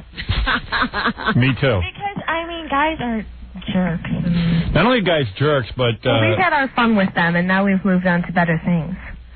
Once in a while we'll let a male get involved. I still love the male gender, but just too many instances they've messed around with me, and I just don't appreciate it. And how much do you weigh? How much do you weigh? Can give another How much do you weigh? What's that? I said, how much do you weigh? 126. Both of you weigh 126. She weighs about 130. I don't know. 130. How tall are you? 127. We're the same exact size, actually. What height are you? Her chest is bigger. What? What height are you? I'm 5'7". I see. Mm-hmm. So. Trust me, this is all a lie. This has nothing to do with it. I don't care. Illuminati. I ought to get rid of these two, huh? I don't think we're getting anywhere with this conversation. And I'm going to... No, let me hang up on them. Know that. I'm going to be prepared. Yeah, we're prepared. We are. I'm going to tell you something about the Illuminati, and I probably shouldn't say this, just to indicate to you how strong we are. We know how strong you are. And I hope to God I don't get cut off when I... Hello? Yes. Oh, thanks. What? Yes, this is Tony. You're on the air, Tony. Who's this? This is Howard. Howard Stern. Hey, listen, you may not care for this comment, but I just called up because, I hear you talking about the Indians and this and that. I listen to the show, right? Thank you. How filthy they are. Oh, here we go. We didn't say anything about the Indians. She was talking about the country. She went to the for 2 days now. She went to the country India, and it is a horrible country. I said the only place worse in the world to go than India was probably Israel. I don't know. Well, now you're going to say Israel. But here's the thing. Now I'm going to say I've been saying it for 2 days, you jerk off. Don't call me a jerk off. Don't tell me what I say then. Now you're going to tell us we said something bad about Here's Indians. what I'm saying. I got a business in Brooklyn. You don't want to listen at all or what? I'm listening, but I'm hearing false accusations. I deal with Jews in Williamsburg, Brooklyn. Oh, okay. Here we These go. are the filthiest people that ever existed. Nobody. Well, you've had some filthy The sides of people. their heads is filthy. Everything Right. about them is filthy. All right, go ahead. So, I figured... What's your point? Ironic, if you should pardon the expression, for you Yeah. to be talking about the filthy Indians, when your people are just as filthy, probably worse. Well, let me tell you something, you swine. Number one, I never said the Indians were... Number one, I never said the Indians were filthy people. I said the country of India is filthy. It's a big difference. Number two, you could say whatever you want about the Jews. I could give a rat's ass what you have to say about Jews. Why is that? Because you're a full baloney half Jew? Hey, let me tell you something, you stinky rat bastard F-face. If I had you in my hands now, I'd choke your goddamn neck off like a goddamn chicken. I'd see you scrolling around. I'd like you to come down here, you bastard. That's right. I'm proud. So you're only half proud, huh? That's right. I bet your big fat wife has a thicker mustache than Gene Shalit, you rat bastard. You dumb bastard. Your whole head's a mustache. Oh, yeah? Okay, I gotta go. Your whole head's a mustache. Yeah. I give him some wit and say his wife's mustache is bigger than Gene Shalit. And he goes, your whole head's a mustache. What a bastard. I wish I could kick his ass. This son of a bitch doesn't know I'm a brown belt in karate. That would be my secret weapon. That's all. That Fink. Go pound garlic in his a-hole for my night's pleasure. Where is that guy? I should get back on. I have to take a break. I'll be back right after these words. More to come when the Howard Stern Show returns in a moment. Stars. And Clinton. Roger. Roger Clinton. How do you like these drunk diplomats who go around? I've been screaming about this for years. Of course, nobody pays attention because I'm just a dope. But there's these diplomats. I never heard of such nonsense. Years ago, I heard about it. When I was in high school, I heard about it. I didn't believe it. I thought it was a rumor. If you're a diplomat in this country, you can do anything you want. You can kill someone. You are not under the laws of this country. In fact, I think It's the greatest gig you can have. It is. It's better than being a rock star. Diplomat. First of all, you get diplomat plates. Yeah. If you have diplomat plates, you can even throw the handicap out of their parking spots. They cannot ticket you. Here's a guy, drunk diplomat, had 6 tickets last year. That means every day of the year he had a ticket. Some days, too. Yeah. Some days, too. And, of course, he got rude. He was a burly Russian diplomat who began a scuffle with our police department here. A couple of cops doing their job. They tried to stop him from driving drunk. He, of course, is allowed to. Of course. Yeah, it's fine. So the guy got belligerent and I guess we'll try to rough up a few cops. They should have shot him. Well, Mayor Giuliani has written to their government asking that they be taken back. Right. But he can only ask. Right. You can't throw them out. That's right. I have no idea why we have the UN in this city. The UN should be in Oklahoma. Then nobody would go. That's right. And who cares? It's never done an ounce of good. They got a new head of the UN. I watched Boutros Ghali got kicked out or something. Did he get kicked out? Well, I know the United States was not supporting his reappointment. Yeah, I'm sorry, because I think his name is funny. Yes. Boutros Ghali. Good golly, Boutros Miss Molly. So, who knows? They got a new guy, black guy, which is good. Why do you say black guy? Because it's funny. Black guy. They got a black guy doing it now. What was Boutros Ghali? I think he was an Indian. I don't know what he was. But you never said an Indian guy. Indian guy. Indian guy. Black guy. I don't know what he was, but they got some black guy in there. I saw him yesterday. He was no-nonsense kind of guy, very serious guy. Yeah. And he's From, I don't know, one of those black places. Oh, God. They're so knowledgeable. Like Africa or something. Guy was a former janitor. Actually picked himself up. Really? No, I don't know. I don't know what he was. But he don't even speak Ebonics. He spoke perfect English. I'm for the Ebonics. I'm the only broadcaster who's come out for it. Jesse Jackson turned on his own people and said he was against it. Here we go. Now he's trying to do a backpedal. Said it might be for it. Ebonics is great. First of all, there's so many ghetto kids who are put down every day. And the school system, they feel stupid in the schools. So now they're going to be the smart kids because they're going to know a second language. In fact, I saw this on the internet. Knock, knock. Who's there? IB. IB who? IB bilingual. I like that. And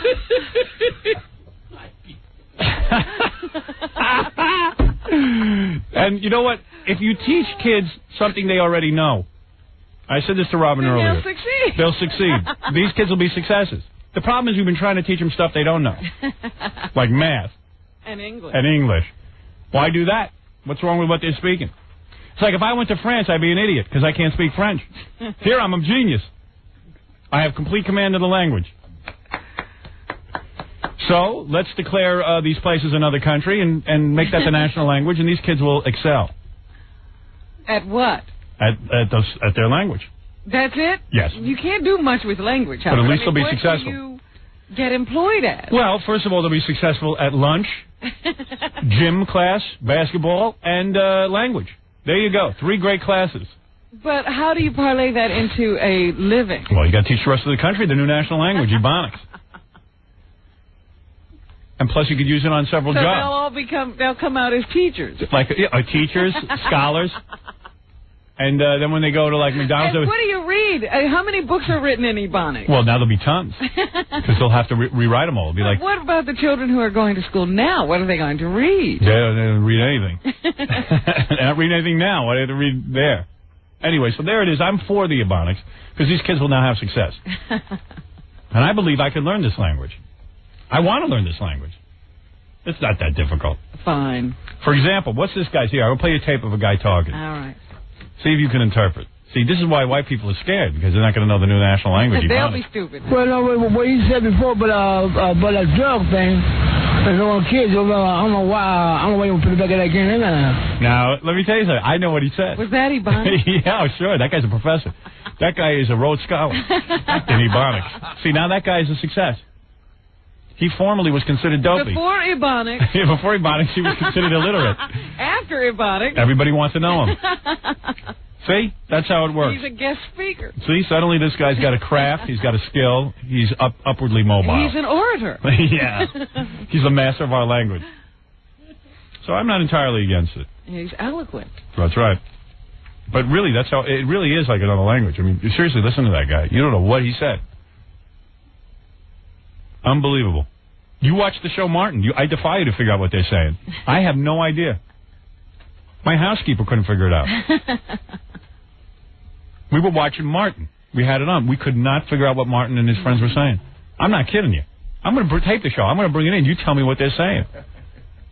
I don't even go over to the WB. Really? Because that's a lost cause. There's 2 places you don't go, WB and India. That's all Ebonics on the WB. Hey, dude, you're on the air. So I was on the phone all yesterday with various people about this movie project. It's all encompassing. I mean, I spend my day on the phone. Mm-hmm. Literally from the time I walk in the door till nighttime. And even like my 3-year-old daughter came by and she was like, Daddy, I want you to watch me color. Mm-hmm. And I said, I'm putting out a movie. I go, you don't have a daddy for the next 2 months. Oh, no. Daddy who? Hello? I let her stare at my movie poster. I said, Daddy's movie poster will watch you color. This. He'll watch you. See she how does talk to it. I caught her talking to it the other day. She goes, hey, you're naked. So literally, I have been on the phone, and it's one phone call. First of all of Hollywood is in Aspen. Do you know that? Is that where they move to at this time of the year? Someone ought to explain this to me. You're in Hollywood, and all people do in Hollywood is complain about how they got to see the same people every day in business. So what happens when they have vacation? They all go to the same exact place. They're like, they got a ghetto mentality. They all go to Aspen. This Aspen. Well, I think they're afraid that something might go on. Without them. And they'd be left out of the loop. You know, people think you're joking when you're saying that. It's really true. No. They actually, you know, if two guys get together and start a new deal and they weren't there, they might miss out. So everybody I call is in Aspen. I got a huge phone bill at Aspen. So I call over there. You know, I want to know about the promotion. I want to know how many trailers are in the theaters. I like to know all different kind of things.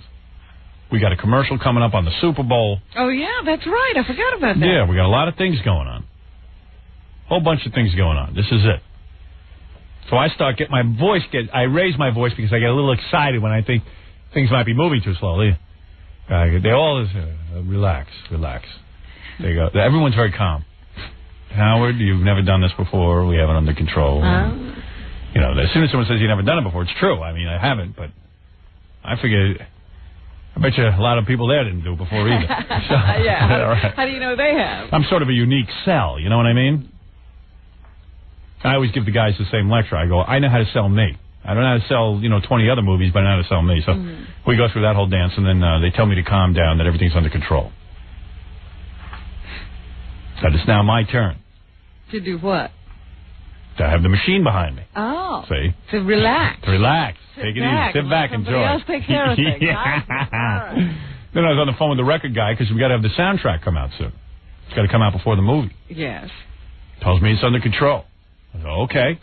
Everything's under control. All right, just check it. That's all. I'm checking on everyone. All right. Just want to make sure. So that's what you do. You check all day. I check all day.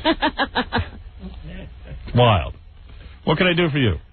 Hi, how you doing, Howard? This is Robbie. Robbie, yes, Robbie. Well, I'm calling with regard to what you spoke about, the conversation you were having with some of the people with India earlier. I don't know what that woman was saying. I don't know what that guy was saying.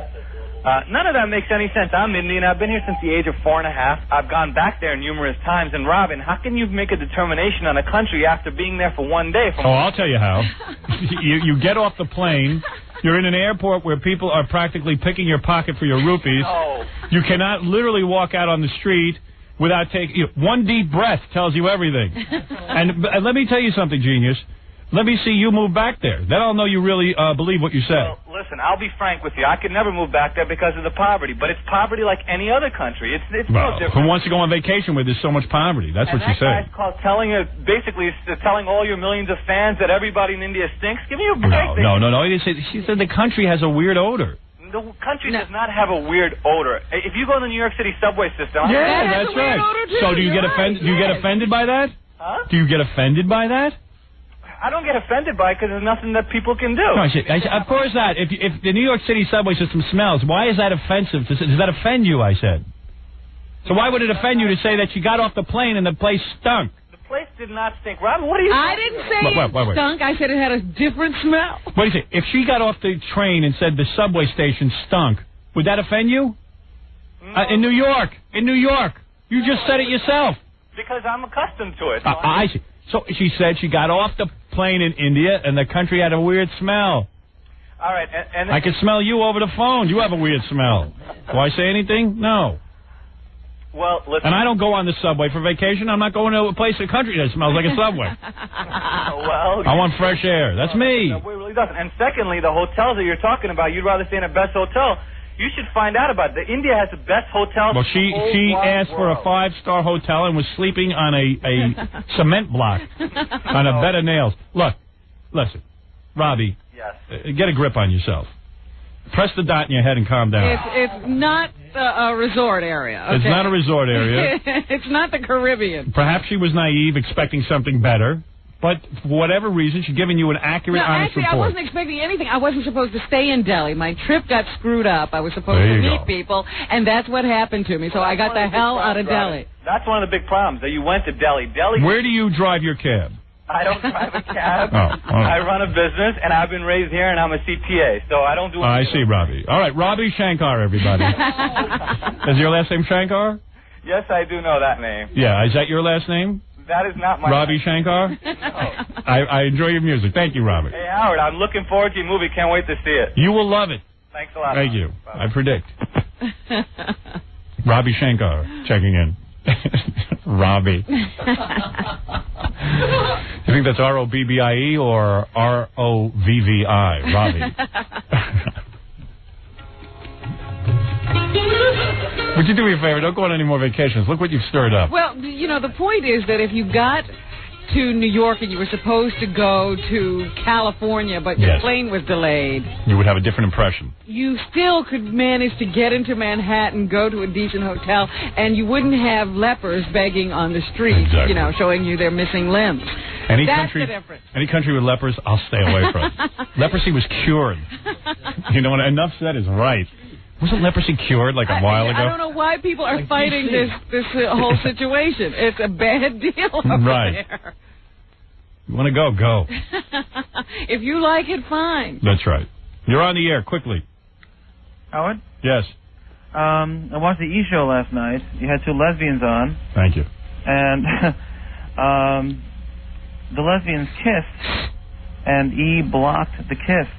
They did? I saw that. They put a big heart. Why? Right over their mouths. Ay vey. I'll have to get on. I will get on the phone to the E! Network today and find out what's going on. They're whacked out over there. Every once in a while, I got to whip them into shape. It's a travesty. Every once in a while, I got to whip them into shape. You know, they get crazy. Lesbian kissing is allowed. I checked. First of all, it's cable. Thank you. Thank you for making me aware of that. Once in a while, I have... What? Not only is it puritanical, it's anti-gay. Of course. Damn it. You're gay? Am I gay? Mm-hmm. For the purposes of the conversation, yes, I am gay. All right, thank you. Well, your grammar stinks. What stinks? Your grammar stinks. My grammar, yes, I know. I have terrible grammar. I grew up in a black neighborhood. I grew up with Ebonics. It's pretty damn good for a guy who learned a foreign language. I have horrible grammar. I know that. It's very much an embarrassment to me. Very good. All right, goodbye. You can see it stopped me. I could have been the President of the United States. Have Scott DePace beat him up.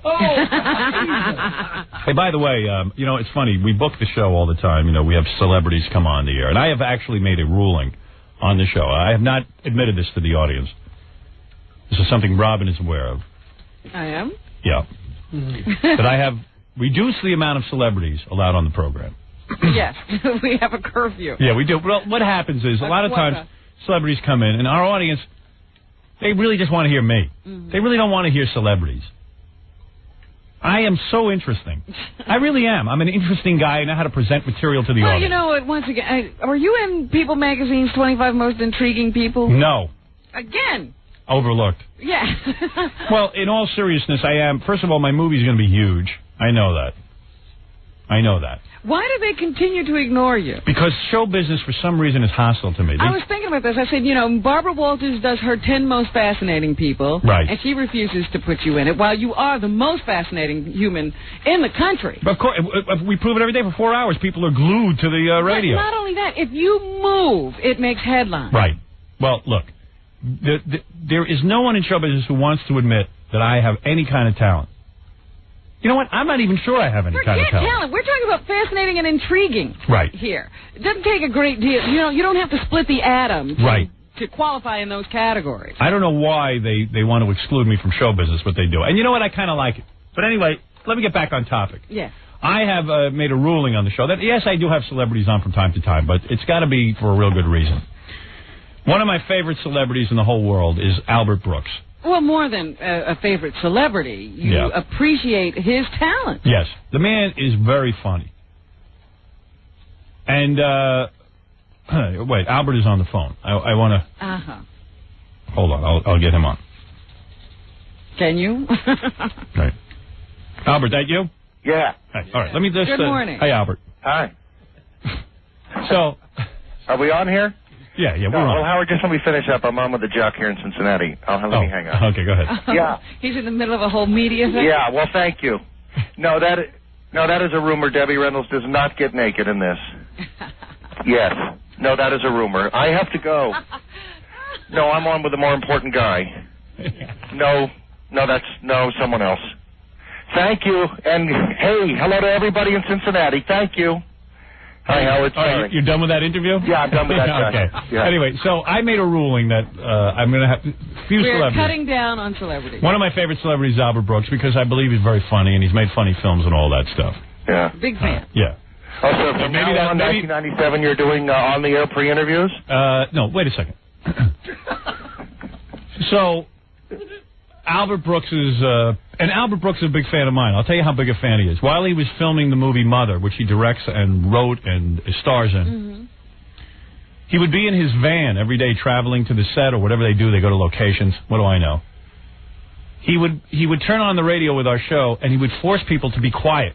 He would shush them. Really? In the makeup trailer. In the makeup trailer, he would make... I want to listen to Howard. There's no talking while we're No on. talking loud. And during the commercial, you were allowed to talk, but only allowed to talk about the show. That's right, Howard. Now, I have my Are you spies. serious? Now, how do I know that? Because I have spies everywhere. Well, should we tell them how you know that? You don't even know how I know that. I know how you know that. Because, How do I know that? Because my movie and your movie had the same assistant director. No, I didn't hear it from the assistant director. Really? Somebody else? Who was my assistant director? Oh, huh? Who was my assistant director? Richard Graves? Oh, yeah, Richard. He's good. Yeah. I love that guy. Yeah. See, all of a sudden now we got show business talk to do. Yeah, who would have thought? That's right. Anyway. Hey, Howard, don't you hate that donut in the morning the caterer brings you with a jelly on the side? Yeah, you think they put the jelly in it. In the middle. Yeah. So, I know. All right, listen to me. So listen to me. Listen, I just told everyone you're the funniest guy in America. Does that mean I should be quiet then? Right. Okay, go ahead. Rest on your laurels. So we got a compliment will keep me quiet for up to 2 minutes. So we get a call from whoever does publicity for the Albert Brooks movie, you know, Mother. It got great reviews. Yeah, I'm reading great things about it. So I'll have to go see it. But it got great reviews. First of all, we share the same mother. You have to go see it. So listen to this. Yeah. I said, so Gary comes in and says, Albert Brooks wants to come on the show. I said, listen, I love Albert. I think he's great. And Robin goes, yeah, I think he's great too. I said, but I don't know. Do you think we should really have him on the show? Because we have to have these conversations about everybody. Yeah.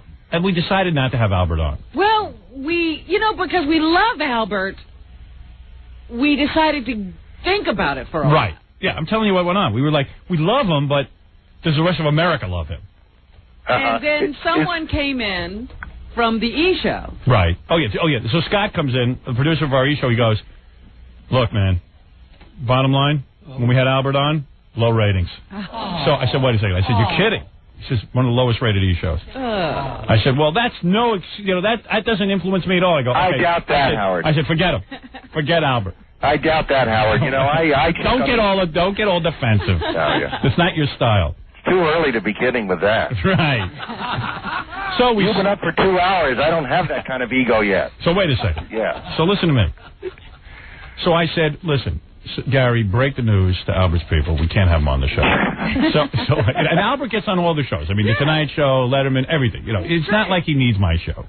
He just is a fan and he wanted to come on. So I said, look, to break the news, we can't have him. All right? Tell him we're canceled. Do whatever you have to do. Tell him we can't have him on. So then Gary's walking out of the room, and I said, wait a second. I got an idea.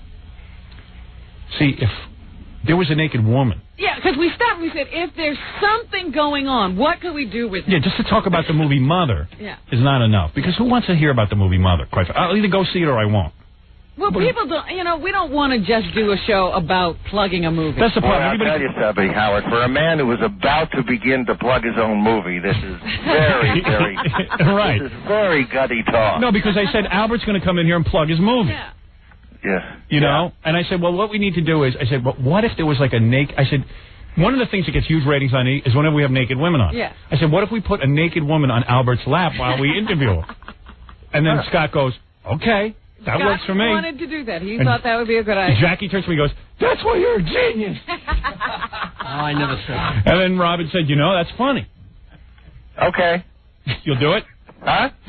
You'll do it? Yeah, sure. Wow. We thought you'd never go for it.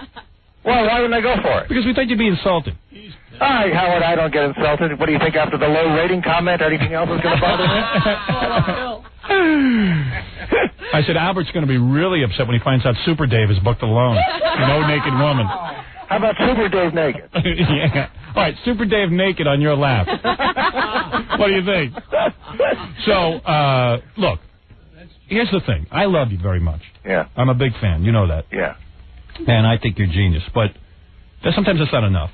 I still need a naked woman. Yeah. Yeah. What could we interview him about? Who cares? We'll talk to the naked woman. No, now, but I'm just saying, when we... Well, let's be honest. I've been listening. As you obviously you know, I not only listen, I force other people to be quiet. Yeah. Right. All anyone wants are talking about is your movie anyway. Are you sure you want that naked woman as a distraction? Yeah, that's a good point. Well, maybe it'll be a naked woman from the movie. Yeah, you know what? Everyone had a naked woman on them. I'm just afraid you'll be sitting there and we'll get low ratings. So I want to just, hedge my bet that if you get boring, we'll just have the naked woman. Cut to the woman. Cut to the woman. Because you know what? Genius isn't enough. Genius with breasts is a winner. Yeah. Or you have to be a genius at living. Yeah, any breasts. Yeah. Well, what about just a pair of breasts and forget the rest of the woman? Even my dad says to me the other night, he goes, I hear that movie Mother is very, very good. It's very good. I'm coming in there to, I'm even, the only reason I'm coming to New York, Monica Johnson and I, we got the best screenplay of the year from the New York Film Critics. Yeah, sometimes that's not enough. Hey. You got any breasts? Not to get on this show, man. Well, you know what I've learned this morning? Who cares? I've learned something very profound this morning from you. I always learned something from you. And that would be? Art does not prevail. Right.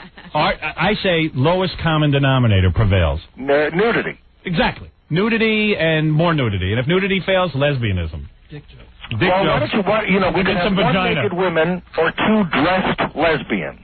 Ooh. All right, I'll take care of it as long as you're not offended. I'll see you. I'm not offended, Howard. I'll sit and talk with whoever you want. The worst that'll happen is I'll just run out. Listen, as long as you're up for anything, will you come in blackface?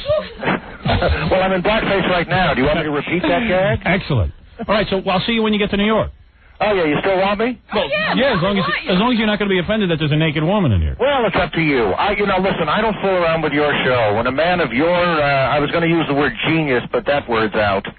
When a man of your caliber knows what to do to get his audience, why should I stand in the way? Good, and plus you like chicks, so why not? Hey, Howard, I'm fine with anything you want to do. You still hate Gary Shandling's guts? No, we made up after the show, after your show. Remember that? What happened? Well, he called me and he said, what do you mean? Why are you angry? Well, Albert... Well, I know he said that you guys used to talk, but you don't talk anymore. That's right. Well, Gary's a very busy guy. He's receiving one cable award every 3.5 hours.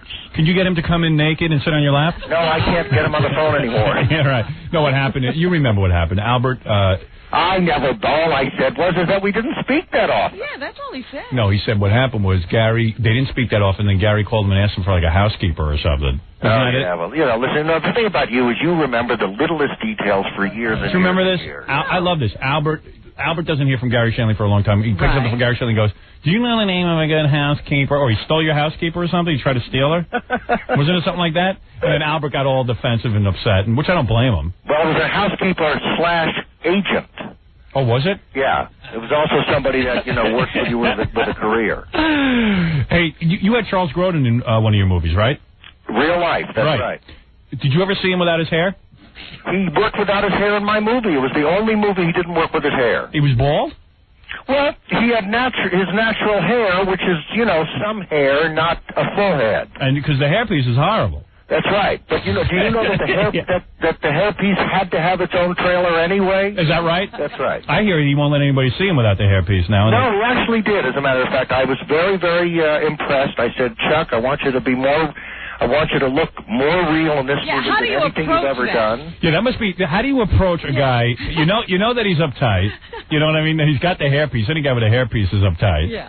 And what do? You approached him and said, look. You just said you wanted to be more real? Yeah, I mean, do you get him drunk first? No, I didn't do that. I had a doctor friend of mine create a false medical story that hairpieces causes cancer. Oh, I see. That's smart. I like that. And then when he heard that, he took off his hairpiece. He asked me, he said, could I work without my hair in this one? I said, if you have to, yeah. Listen, come in here. We'll talk about your successes. We'll talk about your failures. We'll talk about that baseball movie you made $11. Get in here. During a baseball strike, Howard. That's what happened. Yeah, there's an excuse. You got to admit there's a good buzz on this one. Let's There be is. honest. Mother has got a huge buzz. Yeah. A huge buzz. I'm very, very proud of this. Anyone who has ever remotely liked me, this is my best move. It's supposed to be great. And how did you get Debbie Reynolds to work without her These hairpiece? questions will wait for the nudity and in person. All right. Okay, we'll ask you all that when you come in. Yeah, by the way, while we were talking, I had my secretary get me the ratings of the E-show I was on. Yes, and what does it say? Low, huh? A 9-1 low? Okay. All right, Albert, I'll see you in New York. Have a good weekend. Bye. Bye-bye. It's the great Albert Brooks. This guy really is a genius. It's just that who wants him on without a naked broad? You know, big deal, genius. He really is a genius, but... He is. You know his real name is Albert Einstein? No, it really is. His last name is Einstein. Is that true? Yeah, his mother named him Albert Einstein. Oh, my God. His brother's name is Bob Einstein. Yeah, that's really a true story. That's crazy. Yeah. Mother had a sense of humor. Yeah. What a ball bust. Yeah. His sister's name, you know, this is a fact you didn't know. His sister's name is Madame Curie. Did you know that? Now, how did his sister get another last name? Madame Curie Einstein. All right, look, I got to take a break. We'll be back right after these words. You're listening to The Howard Stern Show. More after this. You're listening to The Howard Stern Show.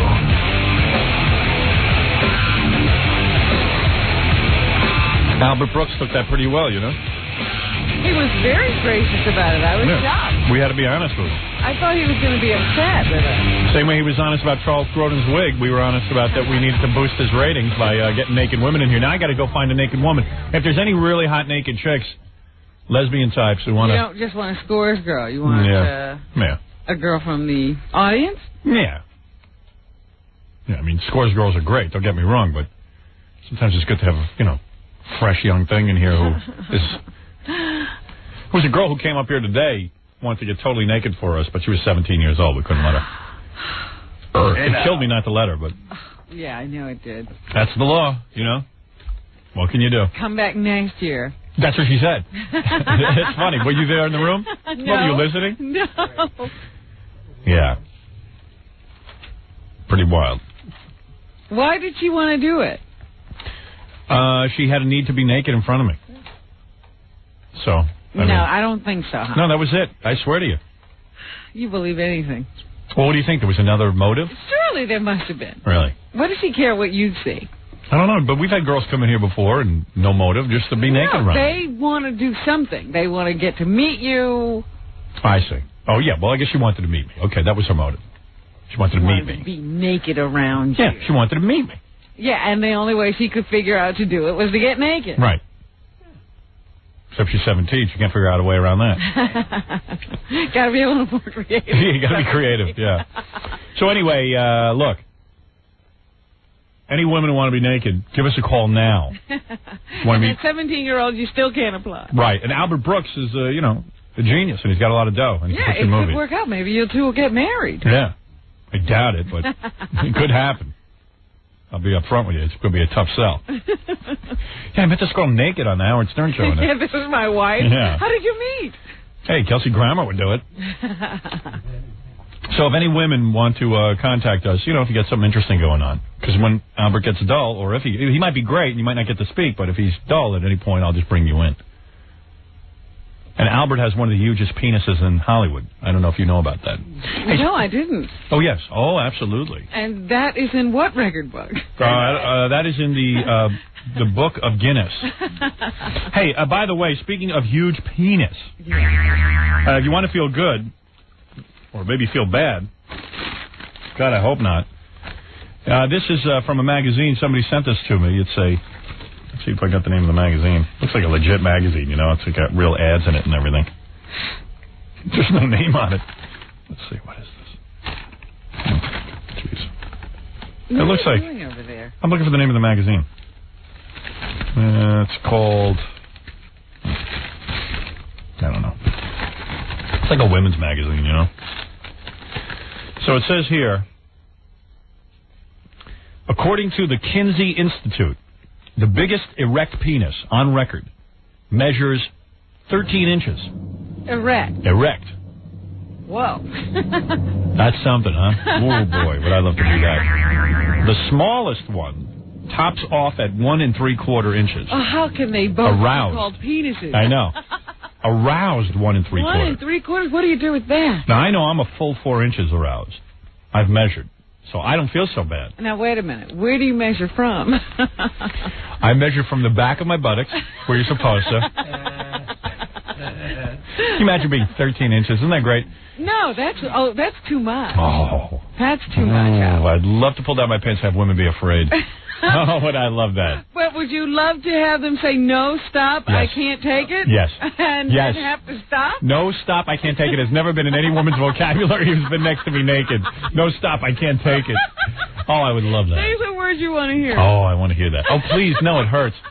When Dee Snider's wife told me, she would confess to me in a moment of weakness. Mm-hmm. She was in the kitchen, and she said to me, I don't know, Dee is too big, and sometimes it hurts. And I was like, what? You want to punch a wall. Yeah. But sometimes it hurts is one thing. All the time it hurts is another. Right. I was like, oh, my God. It hurts me, too. Yeah, believe me, honey, it hurts me more than it hurts you. It now hurts you. Yeah, oh, what do you mean it hurt? Are you a very small woman? And she goes, no, it's not that.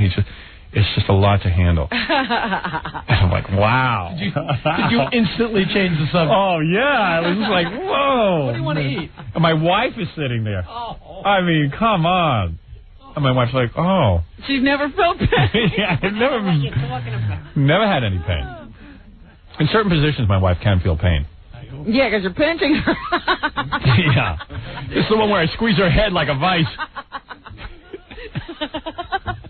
She goes, ow.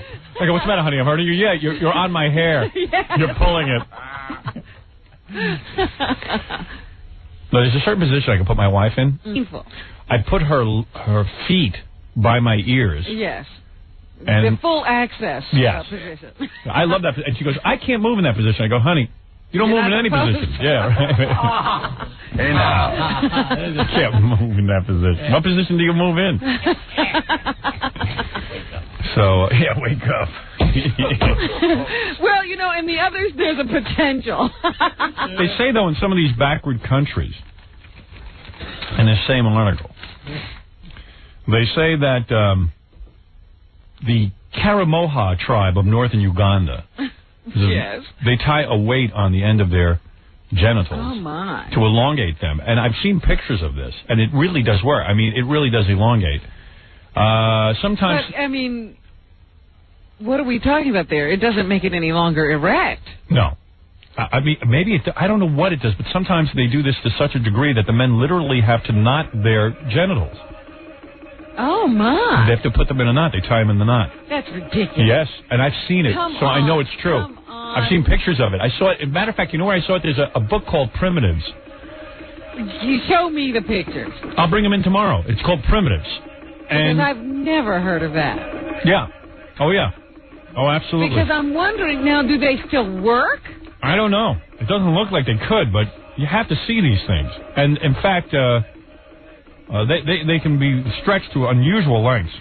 We're talking skin? Oh, I don't know. I'll show it to you. They hang weights. Oh, yeah, because it's one thing to stretch your earlobe.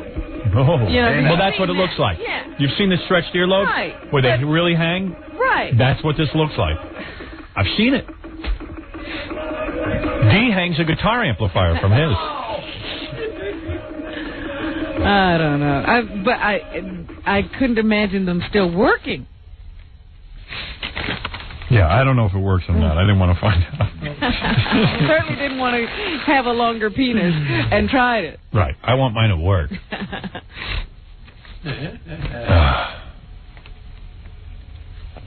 Yeah, you're on the air. Hello, Robin. Yes. I am not very happy what you are doing with India. You guys are killing me. You say? Sleeping. I was watching the cows jumping the fence. And you guys have just killed me. This guy ain't fooling me. You guys have killed me.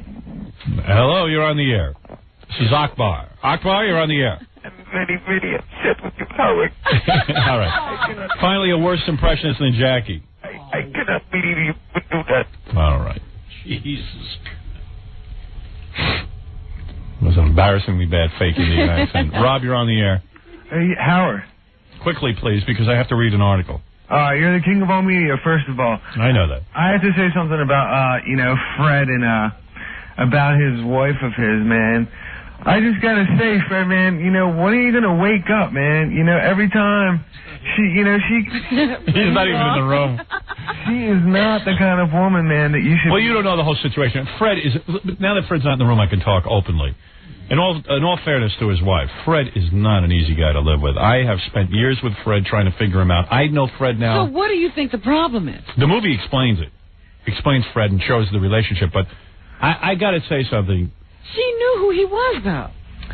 Yes, but she, in all fairness, decided to become an actress for whatever reason.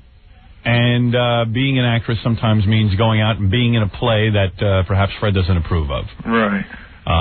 She can't limit her own personal growth to put up with Fred's stagnation. Oh, hi, Fred. I'm sorry. Let's change the topic. Oh, we'll never get to the bottom of that. Yeah. Fred, I'm sorry. I'll be honest with you. We were talking behind your back. Oh, that's okay. All right. What were you saying, though? You don't want to know. No, I was trying to give your wife's side of things, too. It's not fair for you to only have your say. No. I mean, and what did you... Go on. Can you go on with what you were going to say? No. No. Okay. All right. Would you? No. All right. Well, no, I was saying... No, I was saying... Okay, I'll do it. I'm a brave man. Okay. All right. In all fairness to Fred's wife. Well, first, so you say what you want to say. Well, I'm just gonna, for you have how many girls come in there and get on the phone and come into the studio and totally jock you and some of these girls, I haven't seen the E show with some of these chicks, but man, some of them, according to Howard, man, they're knockouts, man, and you have to deal with this, this. All right, look, you're not making any sense. Look, you want to give Fred advice? That's one thing. Now you're talking nonsense. Well, no, I'm just saying, man, Man, That's all you say. That's all you say. Man, they're all jacked up, and I don't know what you're I think you're talking Ebonics. I mean, you have less command in English language than a ghetto person.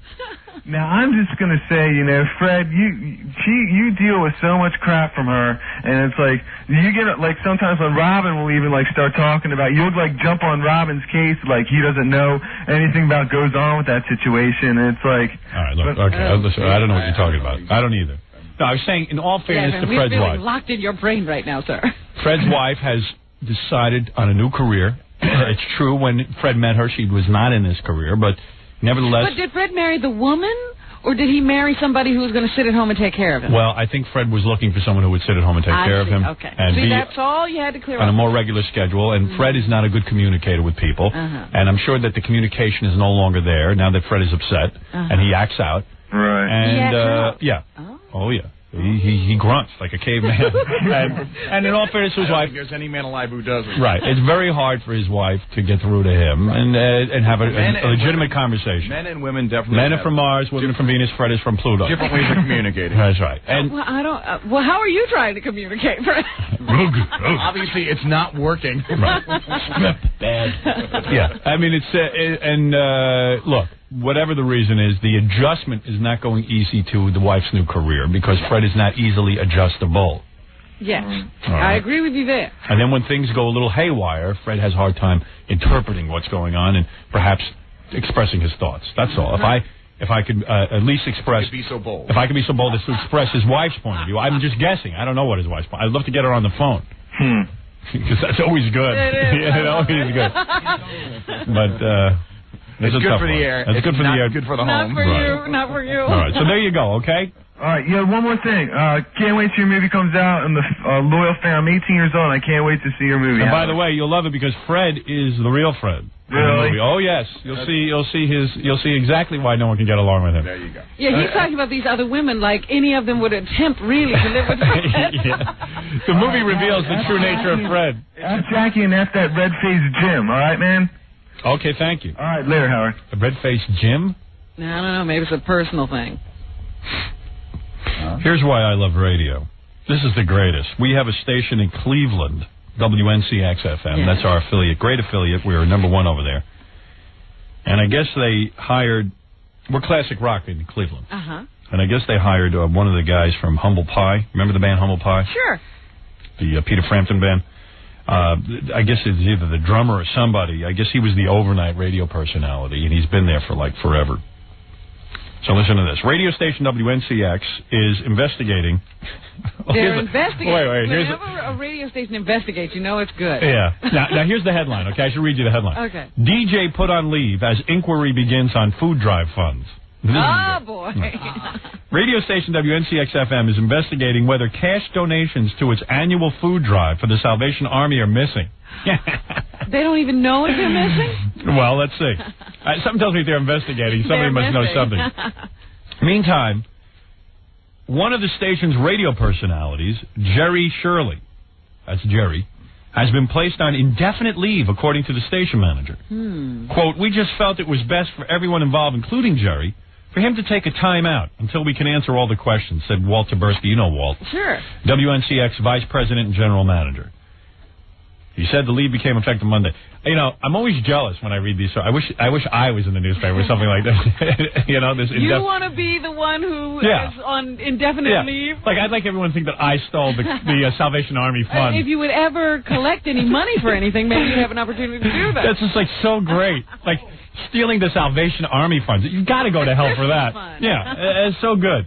What? We were talking about this out there. Like even like John. Like what do you think John makes? You know, Stuttering John. I mean, what could Jerry be making in Cleveland? Overnights? Yeah. I mean, yeah, and he was what, the drummer in Humble Pie? Exactly. Yeah, he couldn't have gotten a big cut. Guy's got to be making at least 25, doesn't he? Yeah, he's got to be making. I was hoping 40. Yeah, maybe. He's not on the street. Plus, he's like a former rock star, even though it's like, you know, kind of obscure. Wait. At least, I'm sure he must have at least walked in there with some sort of negotiating power. Well, that article's dated December 17th, Howard. And once you finish reading it, I'll tell you what happened. Oh, good. Okay, let's see. Wonderful. This is nice. We have an update. Yeah, I like that. Okay, so he gets to take a time out. Is that with pay? Indefinite leave doesn't sound like with pay to me. Because I think Dave Herman got that. I'm hearing 20 different versions about what took place, Taberski said. So I can't draw any immediate conclusions about what happened or Shirley's conduct. Sounds more confusing than the O.J. trial. Actually, the O.J. trial wasn't. Do we have videotape? Yeah. Repeated attempts to reach Shirley for comment were unsuccessful. Taberski said the suspension was made to put Shirley in a neutral position, which allows for fair analysis. We are absolutely making no accusations against Jerry or anyone else. Well, that's fair. I mean, poor Jerry. I wonder what happened. I mean, how did the funds disappear? All right, let's keep reading. The investigation is related to WNCX's annual 30 Days in the Hole charity drive. You get it? Humble Pie, 30 Days in the Hole? Right. Jerry was the drummer. Yeah. 30 Days in the Hole. Yeah. Might have more meaning for him. Might have more lyrics, but I can't remember them. But the hole usually refers to prison. Right. He might end up 30 Days in the Hole. 30 Days in the Hole charity drive, which ends today. This is dated a couple of weeks ago. Right. In its 7th year, the drive accepts food and cash donations for Salvation Army food kitchens and other charity programs. Its 30 Days in the Hole title was taken from a popular song performed by the British rock group Humble Pie, co-founded by Shirley. Part of the promotion has involved Shirley staying at the site around the clock for 30 days or until the food trailer is filled. Oh, no. North Olmsted police were called to Greater Northern Mall early Sunday morning to the site where WNCX kept its semi-trailer. That sounds like a real small room. Yeah. Semi-trailer. For storing donated food and a camper trailer used for remote broadcasts and temporary living quarters for Shirley. So Shirley, I love radio. Guy was a former drummer for Humble Pie. Well, don't you remember we once did that with Flo and Eddie? Yeah, and you know what happened? And Flo was banging people in the trailer. Like a madman. These trailer things with disc jockeys are always a problem. Because Flo was committing acts of sin in the trailer. We would come in at the trailer was rocking. Yeah. Rocking at 5:30 in the morning. Yeah, remember that? Yeah, at least he didn't take the food. Right. He's too busy. Police say they responded to a report of a break-in at the camper trailer, but were told by people at the site that there had been no burglary. They also were told some cash had possibly been misplaced. Now, how the hell did that happen? The police report noted that there were several intoxicated persons still inside the trailer and have been all night. Oh, my goodness. The report did not identify those in the trailer, nor did it say whether Shirley was among them. The report also did not have the name of the person who called the police. What good is that report? This is an incredible mystery. See, I think they should bring back Jerry Shirley. I don't see any harm here. Yeah. Taberski said he, too, was trying to learn what took place. On radio, everyone panics. They just fire everybody. But what my question is Shirley had to be there since he was supposed to stay there for the entire time of the drive. Trust me. Shirley didn't have to be there. I mean, Flo was never in that goddamn trailer unless he was having sex. Remember Flo like opened the door. Hey, man. I know. What time is it? And you know what's great about Flo? Flo was, I mean, he was fat. And the guy loved to walk around without a shirt on. Yeah, I know. And what was his, because he wanted to show off those bad tattoos. He had rolls. He had rolls with breasts. Rolls and breasts. Yeah, I mean, he had real breasts. I mean, like, if I was real horny, I could touch his breasts. He could use a bra. We played basketball But he once. loves women, man. We played basketball once, and it was shirts and skins, and he whips off his shirt, and he goes, we'll be skins. I was like, why would you want to do that? Because he wants to show off that tattoo. He thinks that he has a sleeve. You know, he has like a sleeve. One whole arm. Yeah. And his arms, because he used to be really fat. Now he's just fat. He used to be so fat that when he had his sleeve done, it was like all tight and everything. And then when he lost the weight, it got all like, he has like skin that like hangs. His atrophy. There's no muscle. Tightness. There's no muscle. He should really get like operation. And he was always... Well, if you cut it though, then you ruin some of the tattoos. Yeah, big deal. I mean, there's millions of them you on there. ruin the artwork. Yeah, his arm looks like a folded up newspaper with open to the comics. He was always walking around here dispensing diet information. I know. Yeah, and like people would be like, "Hey, dude," you know, they were trying to be respectful, but "Hey, dude, like, are you one to talk?" You know what? He lost a lot of weight, but he just stopped short of where he should have gone. Yeah, I mean, he didn't look great. Right. You know, it used to kill me too because he get these young, pretty girls. He looked better fat. Yeah, he did. You know, there were guys who look better fat. Yeah, he had a look. The fat look worked for him. All right, let's get back to Jerry's case, though. So far, I'm not learning too much. It just seems like the cops got a call from an anonymous person saying everyone in the trailer was intoxicated and eating food. But they also said there was a robbery. But yeah, but where's the robbery? Nobody's sure. Taberski said he, too, was trying to learn what took place. He did not know the exact amount allegedly missing from the collection site, but he said it could be $300 to $600. Oh, come on. The guy from Humble Pie is not going to take $600. Yeah. How do you know? It's been a long time. And how do you know he did it, though? But he's the one that's suspended. He said the station would replace any money that could be verified as missing. Police said they had not been contacted since Sunday about any missing funds, but the matter was under investigation. They could not discuss details of the case. The main thing is that the promotion is still going on, Taberski said. The other personalities at the station have been great about taking up the slack once we asked Jerry to take a time out. Time out? The Salvation Army said an estimated 40,000 pounds of food, including a food equivalent and cash donation, had been raised as of yesterday, which is about the usual total for the drive. The most important matter at hand is the food drive, Taberski said. No, I think the damage done to the image of the radio station is the most important issue at hand. This was supposed to be like a thing that the public... So every time they said something bad about me, they say, but we raised $40,000. This was supposed to be the no-lose situation. Yeah. The issue that must take precedent... You can't... okay. All right. Whatever. So, give me the update. Well, WNCX has graciously...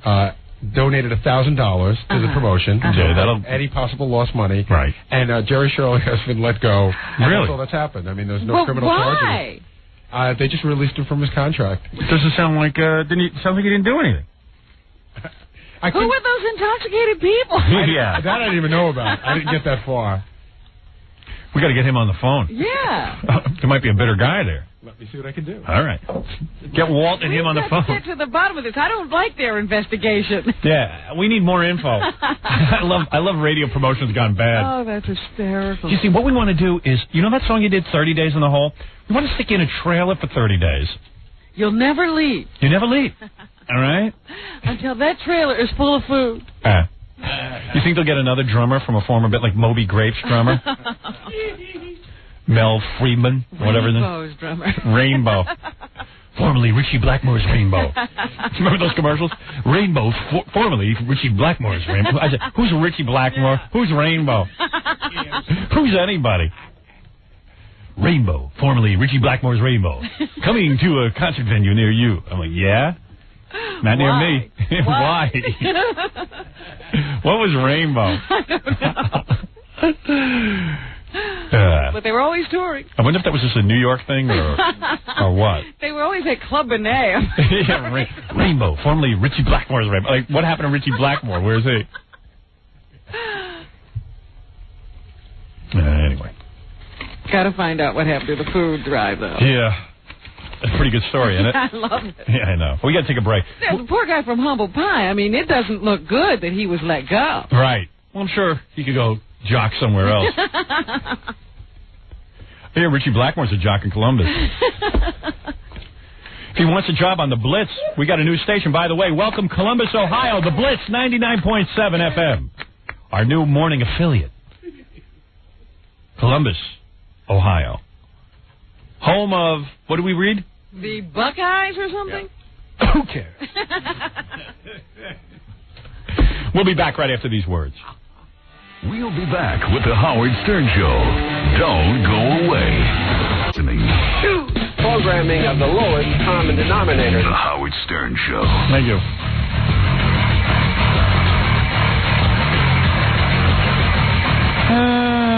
Yeah. I hear you.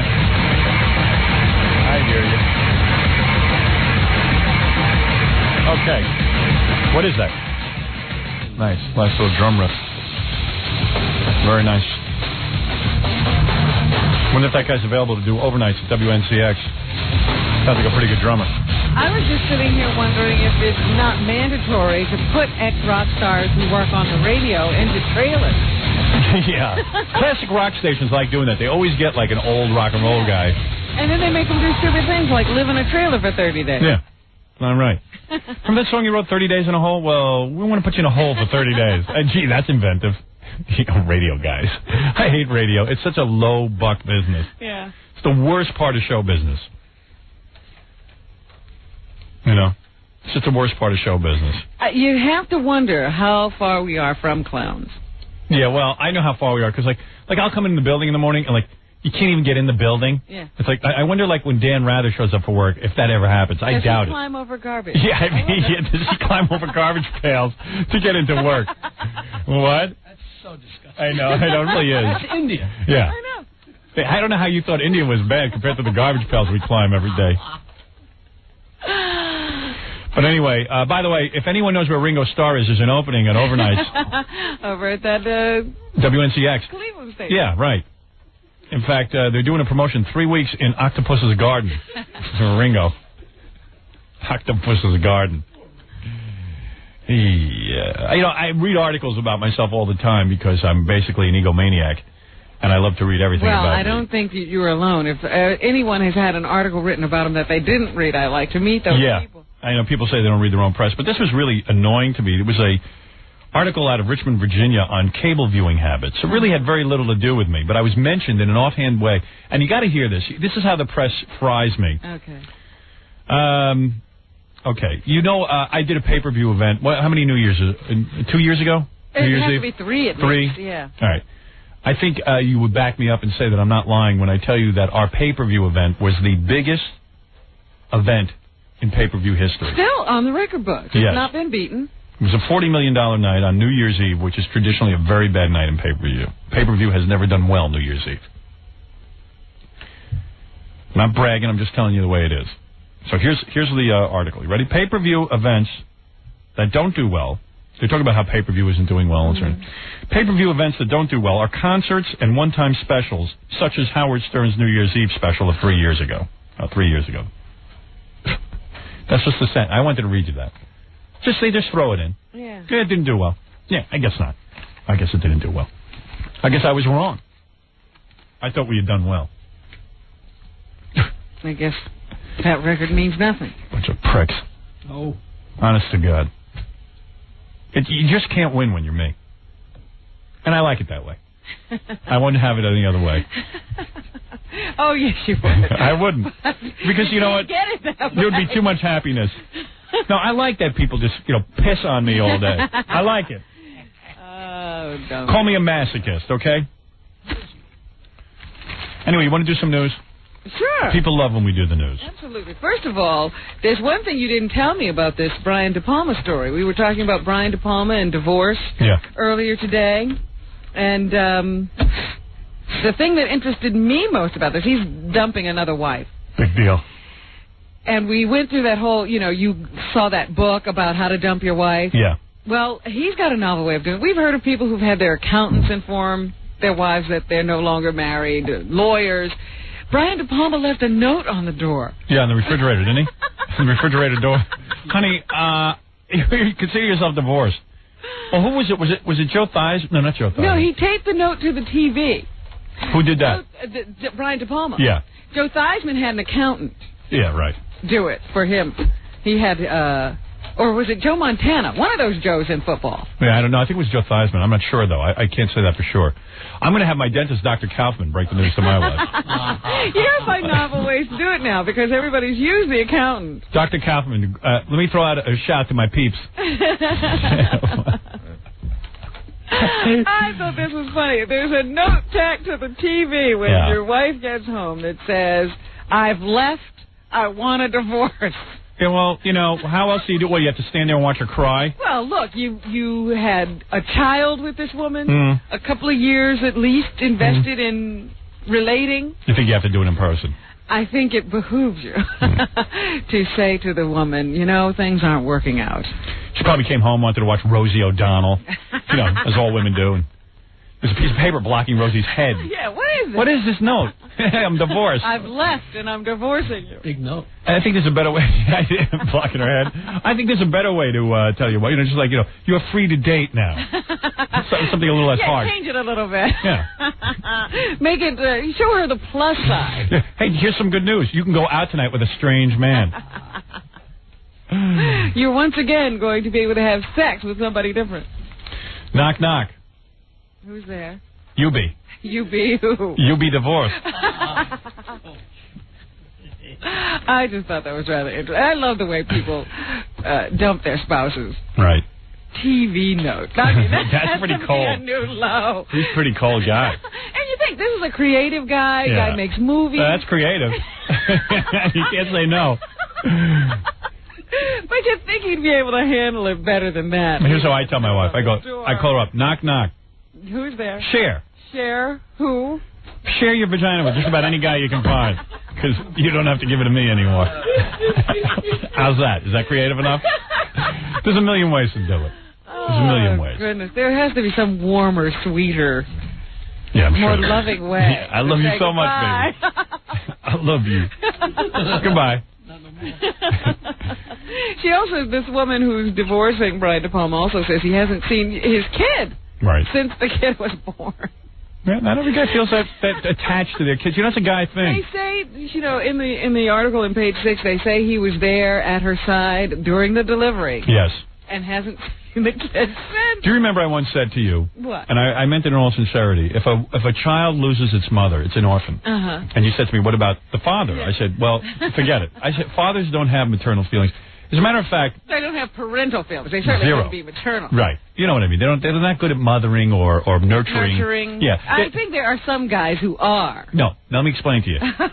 There are guys who can act. Wait a minute. What about the guys who actually raise their children? They don't want to work. Are you talking about the wife goes to work and they stay home? No. I'm talking about guys who lose their wife for whatever reason. Fags. And they don't necessarily remarry. No, well, they raise their child. Of course they raise their child, and they do the best they can. But these children are still orphans. They're being raised by a father.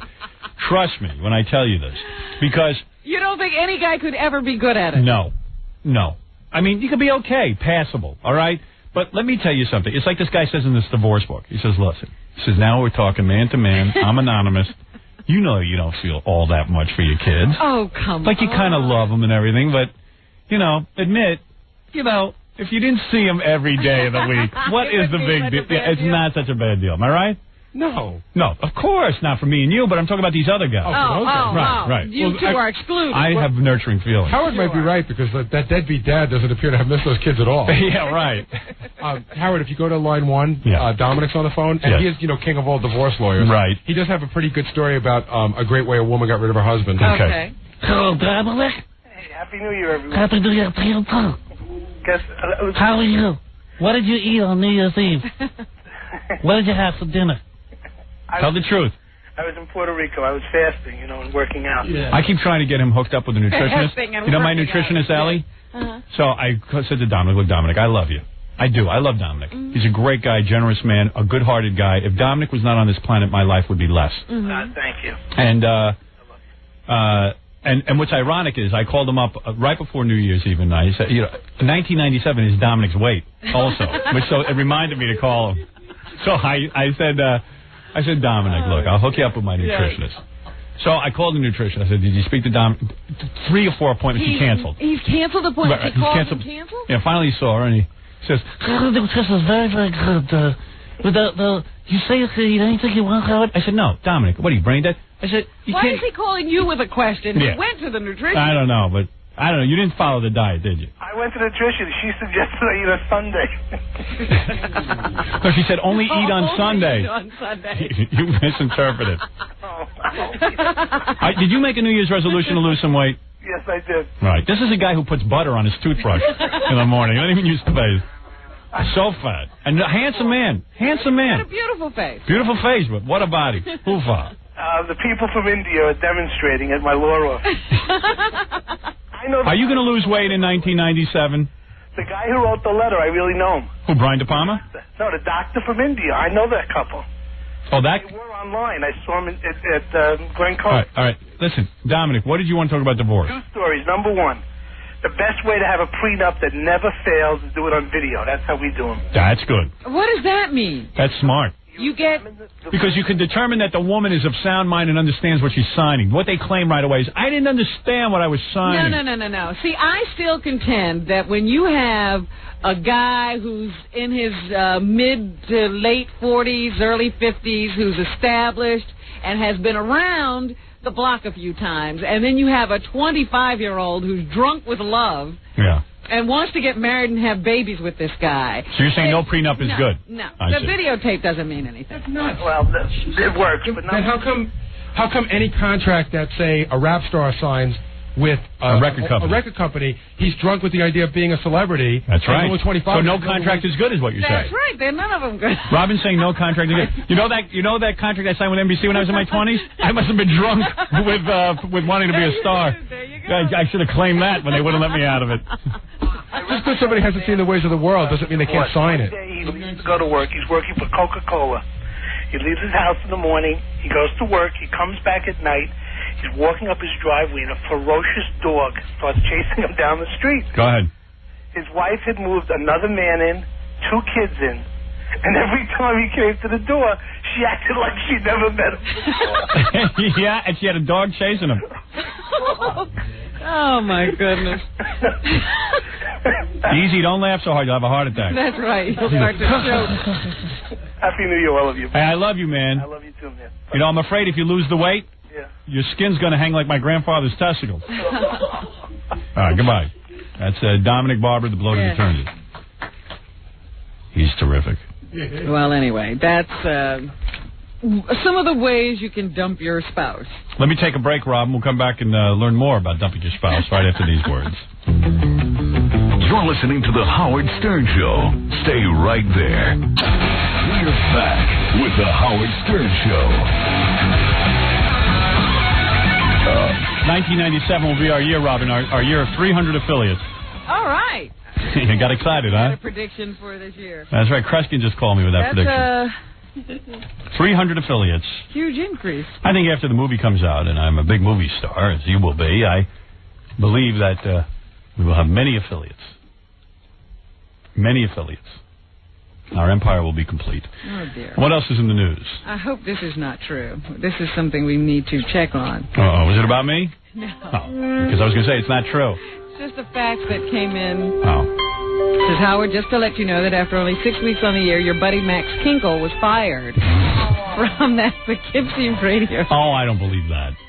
I cannot believe that. I don't know. I hope that's not true. I hope it's not true, too. It's over, Max. Max is listening. He can call in and let us know. Yeah, Max, if you're listening, call us up and let us know what happened. He said to me when I saw him at our agent's Christmas party that anytime we'd want him, he'd be available. Maybe not for this, if it's true. Well, he said anytime. All right. It's over. That poor guy. Yeah, he'll be all right. He's a good disc jockey. He's fine. Radio. What a business. He'll probably end up at NEW. I know it. Well, let's hope. I hope he lands on his feet. That's right. He was telling me that he was going to get married. You know, he's got some girlfriend. He's supposed to be planning a wedding. That's a real good idea. Especially when you can't keep a Yeah, job. right. You know, is marriage fever. Did you hear the two of the guys in the E room are getting married? No, you're kidding. Who's getting married? DePace. Yeah. I guess we called him a fag so much. He's got to get married to prove that he's not. And then Eric? Gump. Eric Gump, Really? yeah. Wow. Yeah. When Gump, did you find this out? those two guys, Gump's getting married. To that Chinese girl? Well, he's got an Asian girlfriend. I don't know if Is that she's right? Chinese. Looks Chinese to me. Who can tell? I just call it Chinese. I don't know where she's from. Hey, boys, you want to come in here and announce why you're doing something stupid? Oh, here we go. Two guys. That's what they want to do, Howard. All right. You know, climbing mountains could seem stupid to you. Yeah, and it some does. people want to do that. That is stupid. These guys want to get married. Here's DePace and Gump. Should marry each other. Well, notice they have to do everything together, like two little girls. Going to have no idea. Did you guys wedding? Did you guys discuss that you were going to both get engaged? No one knew. I'll do it if you do it. What, did you do the Christmas thing? Get your girls rings for Christmas? Before, flew down to Savannah, Georgia. Yeah. Well, first of all, Scott had a funny story. What? He's with his girlfriend at the airport, and you know how they have to go through your bag, they x-ray your bag? Yeah. So he had the ring in there. So he says to the woman who x-rays the bags, he goes, hey, look, my girlfriend, I'm going to get married to her. The ring is in there. She doesn't know I'm going to ask her. So if you see the ring, don't say anything about the ring. Uh-huh. Right? Uh-huh. Now, he's a schmuck. First of all, they never comment on what's in your bag. No. You got it all wrong. They were spot checking my bag. This guy came up and said, hey, I got to check your bag. So I said, listen, I got a ring in there. Be cool about it.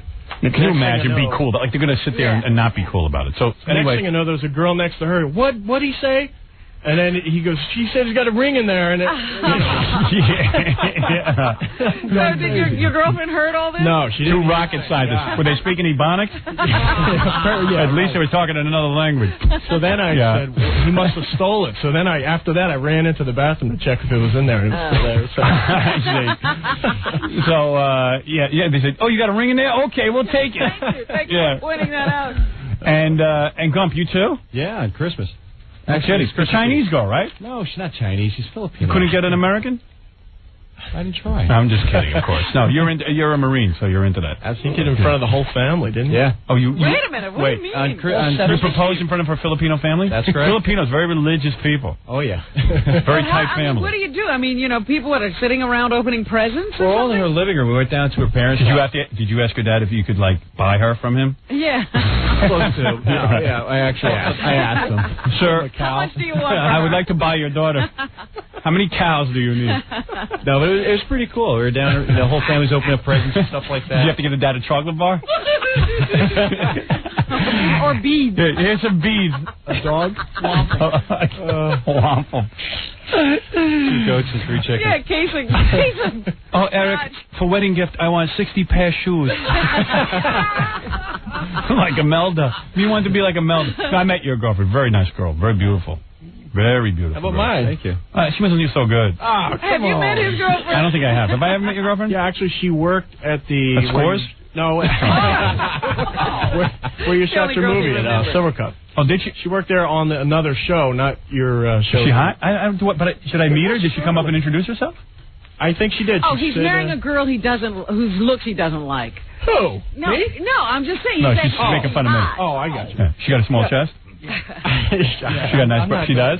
She's very good. She's got a small chest? She's pretty good. Yours, you mean? Oh, mine definitely. Yeah, she does? No, it's B cup? Your girlfriend's cute. I like it. I like that. I love Asian chicks. Come on, man. What about mine? Best. I don't remember yours. I don't think I ever met yours. Sorry. She's just a regular white girl. She didn't make an impression. I'm more into the exotic thing. You know what I mean? Someone tell me your girlfriend has a big ass. No. Who said that? No one. I'm just joking. He's getting on. I heard that she's kind of on the beautiful. Like she's got kind of big size. She looks like heavy down at the like bottom. Sandra Bullock. Does she really? Sandra Bullock. Yeah, right. Yeah. Shaggy looks like Sandra Bullock. A couple of beers. Anybody doing a prenup? Why would they do I haven't even prenup? talked about it yet. Really? You thinking about it? She's got. What do I have? Yeah, what do they got? You might get something someday. What, for the future? The prenup. Well, you'll have to write yours in Filipino, your prenup, because she can claim that she didn't understand the language. But it's easier to fool a foreigner into signing something. Yeah, just draw her a picture. Right. Draw a little tiny picture. Be break EU. Your girlfriend's cute, though. Yes. Yeah. Oh, she's gorgeous.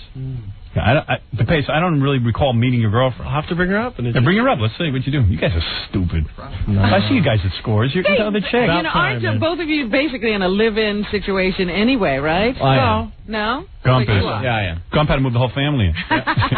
You had to bring him here. You're right. You bring me family. And rickshaw. Hey, easy. Yeah. I'm not. You just lighten up. I take it from them. That's right. Me want chocolate bar and rickshaw. 4 rowboats, full family. You bring, Gump. You support. You bring that. Good whole family, $1,000. Good GI. You bring family. Hey, that's where we might go for our honeymoon. Where, Back to Philippines? Yeah. Really? Have you ever been there? No. I'm not allowed to. Why? Why? Yeah. I have an American passport and I'm single. Yeah, right. And I'd have like people following me. Yeah, That's right. Shotgun wedding. You're a commodity over there. Yep. And what was this? Someone told me your girlfriend once had to chase you with a bat or something? Oh, What's no. that all about? See, one morning as I was getting out of bed, I stepped over her. Right. And in the Filipino culture, that's really bad. Right. It means like you're dead to me. Right. And so I was just kidding around. I went to the bathroom. I come out. She's standing there wielding a bat, saying, "You're going to step back over me the other direction." Really? Take it back. So Wow. I didn't think she was going to hit me until she swung. But You hit her back? Well, no, What do you mean if you step over someone? Say if your what wife's laying down and you step over her, And did you hit her in the nose with any of your manliness when you stepped over her? Or small? No teabagging that day. Right, no teabagging. Still didn't find out what that was. You don't want to know. You ain't going to be doing it, trust me. So, all right, I guess congratulations to you two. Thanks, I guess. Smart. But why did Gump want to do it in front of the entire family? Yeah, what was that all about? Well, it seemed like the proper thing to do. Yeah, well, that's this traditional. Is it really? Yeah, it was. Suppose quite he had excited. shot you down. So no. Well, see, the worst part about it was my car was parked, locked in by 2 other cars, so it's not even like I could have left if I wanted to. What do you mean? Where do they live, her family? Well, they have a house in Maryland, so. And you drove to Maryland? Yeah. And she was at your side, and you would ask her to marry you already? Well, after they finished opening up the presents, and they said, we have one more. So you hadn't asked her yet? No. Oh, okay, go ahead. This is total cold. Yeah. Now, who's there? The father? Oh, the mother, the father. And they must have a huge family. 5 brother and sisters. Exactly. A couple of cousins. And they're all tiny, right? For the most part. No, actually, no. The father's a pretty big guy. Is that right? Almost, like sumo wrestler kind of guy. Really? Really big. All right, so he's a big guy, and he probably doesn't, does he trust you? Oh, yeah. For the most part. Does he know you stepped over his daughter? we don't. Were you nude when you stepped over his daughter? Yeah. You were. Yeah. Now that's an insult in any country. I don't care what country you're from. You would have taken a bat. Oh man, I would have taken a bat to you in Tuesday. You naked hanging over me like that? All your meats. All right. So you walk in the room, and the father and everyone was there. Where are you in the living room, the kitchen? Yeah, living room. Living room. The Christmas tree, all the presents and stuff. I see. Yeah. And there's one present left. Yeah, little tiny one. Yeah, it was in my pocket. It had a little box, and I took it out. Right. She didn't kind of. You gave it to her and said, "This is a present from me to you." Oh no! I basically. Did you get down on a knee in front of all these people? Well, see, I was already on my knees. Homo. Trying to get her to stand up. Because they're all sitting around on the floor, so I told her to get up, and meanwhile she kept yelling at me, thinking her sister had something to announce, like she was pregnant or something. Now, how long has she been pregnant? Which one? Your girlfriend. No, she's not pregnant. Really? You're just going to get married? Yeah. Okay, yeah, so go ahead. And so she finally clued in that I wanted to tell her something, so she stands up and she kind of figures out, oh, but no. Yeah. So then I asked her in front of her family. And did she start crying? Oh, yeah. And did she say yes? It took a little while. The hang time on that one was about 20 seconds or so. Really? Oh, yeah. She had to think about it? Oh, yeah.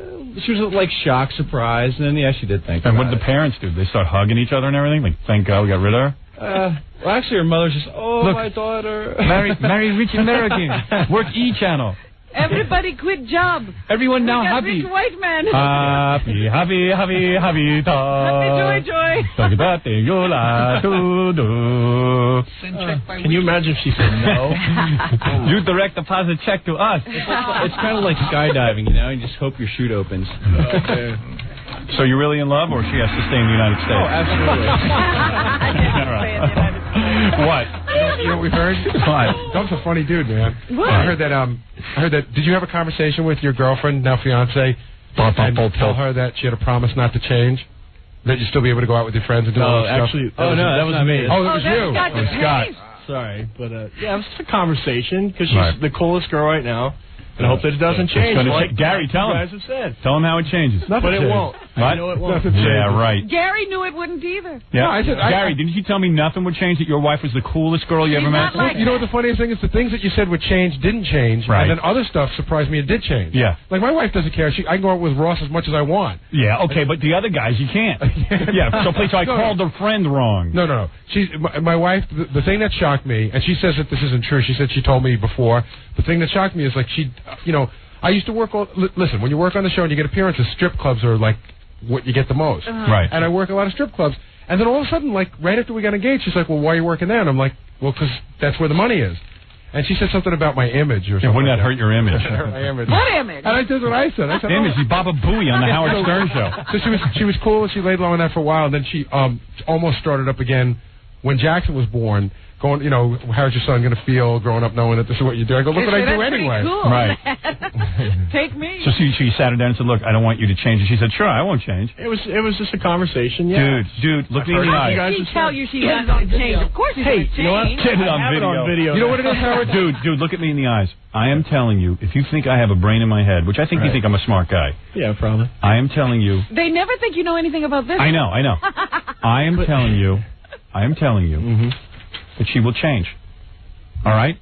Well, I don't think so. How don't you want to? Can I explain something to you? You know what it is? No, it's for you, though. By the way, I said, you are so bald. Look at you. You're really going. No wonder you get married. You're with somebody, yeah. It's all about leverage, right? Now, she's been dating you all this time in the hopes that you'll get married. You have all the leverage. Now you're going to marry her. She's got all the leverage because if she leaves you, she gets half of whatever you have. I told her I wasn't going to marry her for 4 years. Just throwing it all off, and she was still the same person, and yeah, because she didn't believe. Dude, look me in the eyes again. They're getting married in September. As soon as you get married, you told her it will change. But see, it will all change. They are never the same. Look at Fred over there. Yeah, and now you're gonna have to go to divorce court, and you have to, and you're not making a fortune now. It's gonna half be gone. Okay. I'm a little different than you are. I'm not a celebrity. I'm not on the air. And what about for you? Okay, it's different from me. You're still gonna meet women. Let me tell you something. I met women before I was a celebrity. Right. You understand? It's different. Okay. I'm gonna meet. It's no different. I mean, maybe I meet Amy Linda Penthouse Pets, and you'll meet, Rochelle from, from the cashier. Any of the people who know the bag lady. But like, I want to know, like, did you discuss with her? Can you go to Scores as much as you want? Like, what happened when you went to Scores? What happened when you went to Scores over vacation? Oh, my wife was like bummed that she thought she thinks that I spent too much time at Scores with you guys. Right. So she doesn't know why I have to go in addition. Right. Like all of a sudden you have to answer. So dude, get ready to answer to someone about Scores. It won't happen. It won't happen. Like whenever you used to go to Scores before when you guys just she didn't care at all. No big deal. Would you go back and say to your friends, hey, we went to Scores, we had a great time, or would you just not talk about it in front of her? Yeah, no, I probably would say I had a great time and just act like nothing is wrong. I mean, it's not a sin to do it. January 3rd, 1997. Right. I'll talk to you in less than a year. And you want to know why? Because when you get married, they get insulted. It's like, oh man, it's a reflection on that. Yeah, I don't understand why you need Scores. I'm telling you, it'll change. It'll change, dude. As long as we have you say no as much as Baba Booey said no. I'm telling you, it changes. And you know what? Then you get married after you've been together for a while, a couple of years. So then things do change. You get a little more settled. You don't want to go out all the time. Possibly. Now she's like, you have point, time to go out to Scores, but you don't want to go out with me. You're as doomed in 1997 as Frank Sinatra. What is it, Gorillo? Well, we also found out that Scott doesn't want to live with his girlfriend until he gets married because he doesn't want to find out anything bad about her. I was joking about it. Oh, yeah, right. Is that true? The bottom line is, Pam at this point is such a good... He says he might call it off. Yeah. Oh, it's not true. No. She is married, is man. such a good friend to me right now Right. Yeah, good. That won't change. And that's why she is a friend. You're not married to her. You know, it's really funny how she's your friend. I can't believe that, like... Hypnotize yourself. Pam is such a good friend to me. That's what I'm saying. Pam is such a good friend to me. Pam is such a good friend to me. Oh, man. Pam's your wife. Pam. You know, I can't believe that. What do you love most about Pam? Everything. All right, tell me what you... All right, what about her personality do you find most attractive? What do you find cute about her? Yeah, what do you find cute? I find everything from the way she talks to... All right, what about her speech that you find cute? What is it? Come on, well, why don't you bring her in and you could find out What is her speech pattern? In other words, what little... Does she have a little... Does she Does she do a little thing? No, is there a little thing that she does? Yeah, little voices, little things. Like, what's the little voice that she does? I have no idea. I'm not going to do it. No. But give me an idea of what it is. Just explain it to me. She's very cute in everything she does. I see. She's all right. Well, let me just say something. The one thing about her speech that you find cute, it will become a buzzsaw of your brain. All right? And Gump, don't be laughing over there. You know that accent of your girlfriend's? You know how you think it's really charming right now? Me love you so much. Wait till you see how annoying that is. Ask Donald Trump about Ivana. Yeah. She got an accent. So what about your wife, Allison? There's tons of stuff. Ask my wife. My wife can't stand me. My wife don't even sleep in the same room as me. She gets out of there. She goes, I don't want to hear you moving around. I don't want to be yelling. I don't want to... She can't stand anything about me. Just irritate each other at this You know how, like, everyone always says to me, all my friends go, you don't need a nose job? My wife goes, you need one. All right? Well, your teeth will clench like a Coke addict when you are married for a while. What do you suggest? I am telling you guys are in a prime position What should they do? Just live with these women forever? Yeah, we'll live with them until you're done with them. Get rid of them. Do anything. Listen, why do you have to marry him? You're getting them anyway. And let's say they left. Let's say Pam left you, okay? All right, forget about your Asian chick. An Asian chick. Most times Asian chick is a date. All right, now listen to me. That's something you get into a fling for a while, all right? You order them out of the back of a magazine. Right. Yeah. Trade them in. Yeah, what are you doing? All right, he's a Marine.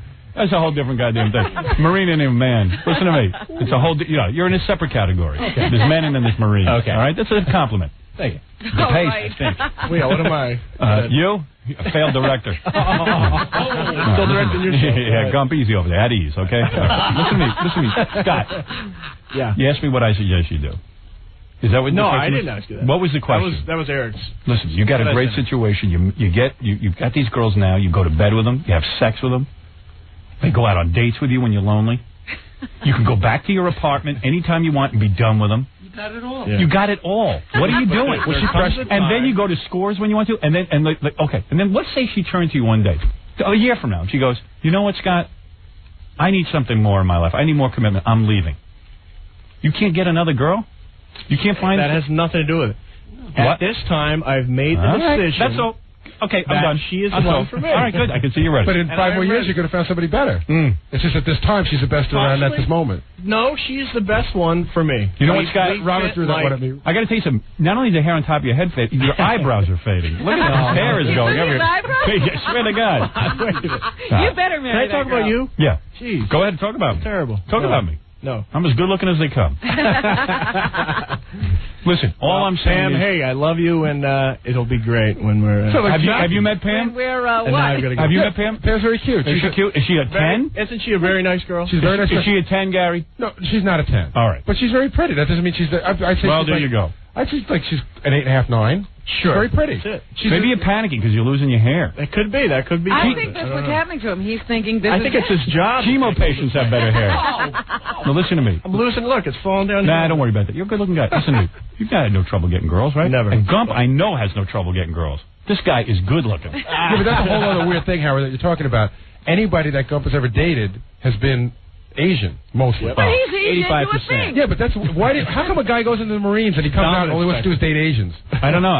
I don't know what that's all about. That's a really weird dominance factor. No, not at all. But isn't it what most Marines are into? Yeah, it's a Marine thing. Depends on where you're stationed. Right, but if you're stationed over in the East, I don't know. They all are into Asians and stuff. Maybe they're really hot in bed. Mostly Filipino. Have you ever seen Soldier? I heard Filipinos, and Asian women are very good in bed. Oh yeah. Very good. All tricky. What's different? They'll put their tongue in a place that most girls find an exit. Right? Am I right? Yeah. Absolutely. That's right. And they're small. You can flip them around. Yep, Howard, have you ever seen Soldier Fortune magazine? Yes. Right? Yeah. That's like all those non-veterans read it. So the last 30 pages are all like women from Asia that you can order. Right. That's right. Well, all I'm saying is, you don't know what the future holds. So Gump knows where he'll find his next wife. So what? Right. Right, Gump's a good-looking guy, right, Robin? You've said it. Gorgeous, yeah. Oh, taking yourself off the market. So, guys, look at me. Wait a minute. Listen to me. The Pace, you ain't bad looking either. Let me say something. Scott is cute. Yeah. You guys are taking yourselves off the market completely. I mean, no more. Does anybody here remember the feeling when a new girl puts her hand on your pants? Is that the greatest? I barely. You know what? relate. It's happened so. Barely. See, this is what happens. Really? I always tell the women, just wait them out. They'll get tired. Yeah. And if they're at the tired stage. See, They'll get their energy back. No. But right now they're tired. Yeah. All I have to say about Pam, the one difference in her and all the rest of the girls is after. Let me ask you a question. After 8 months to a year, I'm sick of them. I'm done. All right. If It's Pam, been 2 years now. All right. So in 3 years, you'll be sick of her. In Pam, Well, all right, she takes a Yeah, you little just longer. haven't gotten Let me to ask you her something. high water mark yet. I don't know what her body is like. I bet you it's nice. It's beautiful. All right. Yes. Let's say she puts on 10 pounds. You put on 10 pounds, a guy can get away with it. I tell her to lose 10 pounds. Yeah, but if she doesn't, and you got to look at her fat ass. You can't date anyone else. You got to look at her fat ass. Well, then that's First, what I- okay, you're going to I put got up with that? myself into. That's the first thing you see in the morning, her fat ass. Can't even see the You alarm. think she's going to look the What same? about you guys? I'm lucky. My wife's in great shape. Yeah, I'm your saying wife. you. You don't know that it's going to You're happen. lucky. You've been through Yeah. some difficult times. I You're really not don't kidding. think- I've seen the family. Pregnancy is a disaster area. You're bald. You're going to tell her to lose weight? All right, look, I've go seen ahead. her Go ahead. dreams Hey, you know what? and I want to good. say something. Hey, congratulations. Thank you. Welcome to the club. Goodbye. Thanks. That's it. Gary, remember you wouldn't be talked out of I it? can't believe I'm sitting where you're sitting now. All right. What? Tell him. Warn him. No, you know what? You know what it is? Seriously, you think about like I had before I met my wife. I dated a lot. I had a great time, and then when I met her, and I fell in with my love. wife and everything. Yeah. But you think at that time, you think, you know what? I've had all the women I need to have. That's right. That's right. I said that at 24. Like after a big meal, you figure you don't have to ever I don't eat get again. it. So all you guys wish you could take it back? No. No, I'm in glad love with I'm my married. wife very much. I just wish I I had- love my wife. No, I love my wife. I love my kids. I love my money. Now they come back. I told my wife, I love my wife. I love my kids. I love my money. for every 5 years of marriage, you should get like a month of free dating. Ah, yeah. If you had that, you'd never go back. That's the problem. Fred, you want to say something, huh, pal? About what? Any of this. Hey, listen, you might want to take that ring back, you big dope. And I'm sure my wife would like to date too. I'm 20 pounds heavier than when we got married. I know. Even my wife said, "Boy, Gary looks terrible. He's so heavy." I said, "Yeah, he's going to lose the weight." No, I'm actually thinner. I'm actually thinner now. I explained that to her, Gary. I stuck up for it. Now, let me just say something. Gump, God bless you, your Chinese girlfriend. What is her beautiful name? Filipino. Her name's Jezebel. Jezebel. Very nice. Jezebel from the Philippines. Come on. Jezebel, congratulations. I'm serious. Dear Mrs. Gump. Jezebel. How long you guys been dating, Gump? Almost 4 years. Is that right? Yeah. Yeah, She's you- the best person I've found yet. Right. And I don't... So you don't want to lose it. Don't want to lose it. Absolutely not. Yeah, but she's going somewhere. And you, Scott, how many years? 2 years. 2 years. All right. Well, that's certainly enough time. No, I think it's great. Marriage is great. All right. Very good. All right. Congratulations. Thank you. Thank you. I want to be there. Bye. 4 years. Hasn't found a better one You yet. guys just can't make it alone. You might as well give in. They're all going to do it, Howard, no matter what you say. They're going to get married. Gary goes, meanwhile, now he says, oh, boy. All right. Well, I don't know anything. He had to be a member of the club. It's a club they all want to get into. And I get in trouble for this because my wife listens to the show and she says to me, how come you tell those guys not to get married? What's the matter? You're having such a bad time? I go, no. You don't understand something. I'm in marriage. I have a wonderful marriage. I have a very unusual situation. I said, but these women, guys... how would you know nobody else should try it? I tell them I'm doing shtick. Your unusual situation is that you convince your wife that you're doing shtick. Right. That's unusual. As I am too. I'm just going along with you. You're going along. Comedy show. Because there's no way you would know this. I don't know anything. read I it in just the see book. these guys. They've been around. They're already established. They're directing. They're doing all kinds of things. They have a tremendous opportunity to meet women. And look, They've met them. That's what they said to you. Okay. They've met them. All right. Whatever. All right, I'm going to... do I have to take a break or can I continue doing the news? Continue doing the news. Great. Anything else, Robin? Yeah, my God. How did we get onto that topic? It's in the news. That is amazing. Yep. I love it when you try to discourage guys from getting married. I'm happy. 2 more suckers. It's such venom. Yeah, 2 more dopes. 2 more dopes who could be out having all the sex they want. You should see those 2 at Scores. They look like rabid dogs. They salivate. I know everything. I know. I've seen it before. I'm very happy. I found the girl I want. That's amazing. Delta Airlines is not out of line by denying employment to 10 flight attendants, 7 of them women, because they thought they weighed too much. Gosh. It was a slim vote, a 3-2 vote in the appellate division of the courts. A slim vote. So, in other words, you can be because fat. They were, engaged in an illegal discrimination case with these 10 flight attendants who said they were being discriminated against because of their weight. But Delta said, they have a right to do this, and the courts have upheld that decision. They say they are within their rights not to hire flight attendants if they weigh too much. Yeah, what if the plane can't get off the ground? They are within their rights. They can have a certain look, is what you're saying. I think that there's a weight thing that they can take issue with. I see. There's And also, a certain weight that is unacceptable for a flight attendant. So it's not about appearance, you're saying it's about a matter of safety? Right. I see. Yeah. So, there you go. So they can reject pigs. Well, you say. Well, that's what they're saying. I'll tell you what the court said. Court must have been filled with a lot of guys who fly a lot. Guys who fly. Yeah, I want a hot stewardess, man. Well, it's not me. I'm not on the court.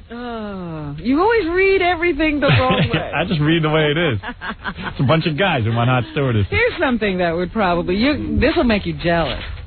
Don Johnson.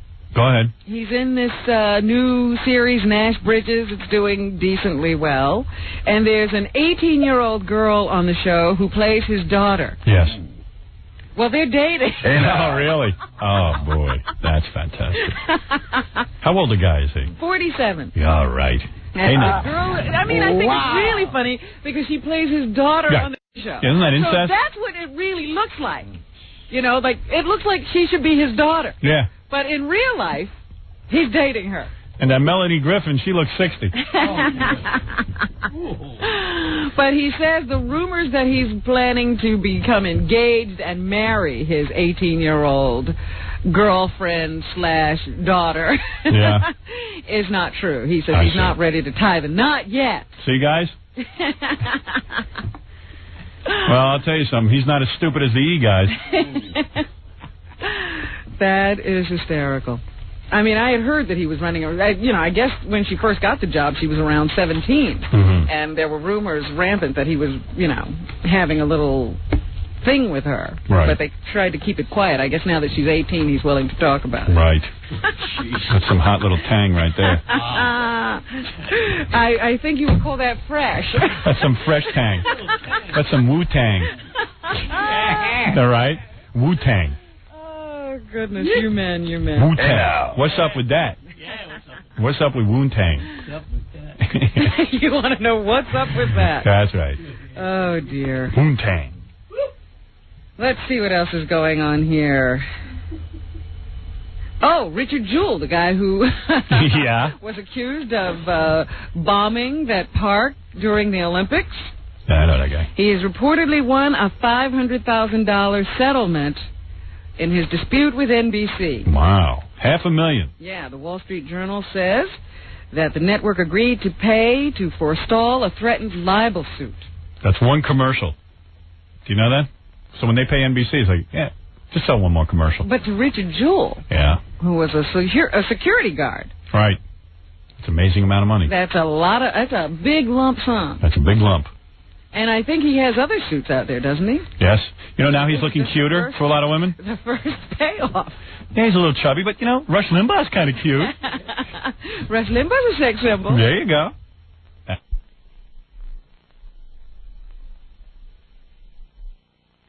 That's right. So that's what they're saying was his settlement with NBC because he was planning to sue Tom Brokaw. Meanwhile, who set the bomb then? We don't know. No. We still haven't found out who that is. Wish they'd accused me. I could use $500,000 from NBC.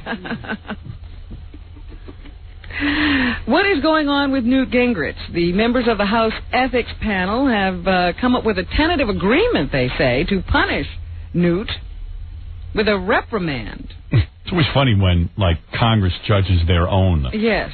Well, I'll tell you something. A lot of people go around saying they hate Newt Gingrich. I don't. I happen to think he is very good for this country. What could you hate him for? Well, they hate him because they think he's a cold politician. They think the Republican agenda is bad.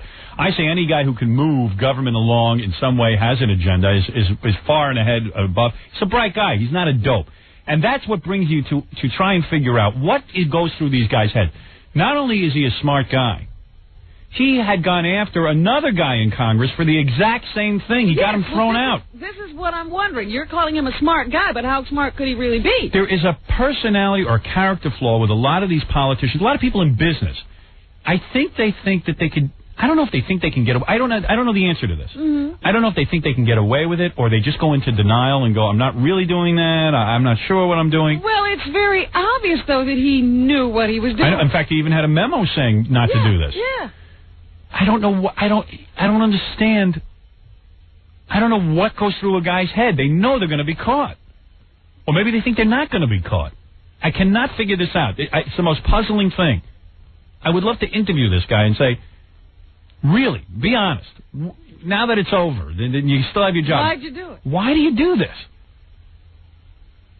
I just can't figure it out.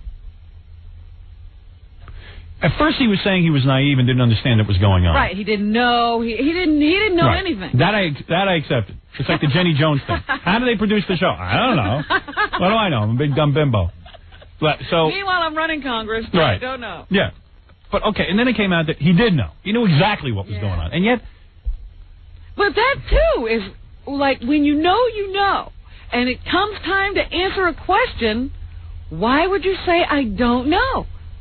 I don't know. I don't know. I have no idea. You know. I know.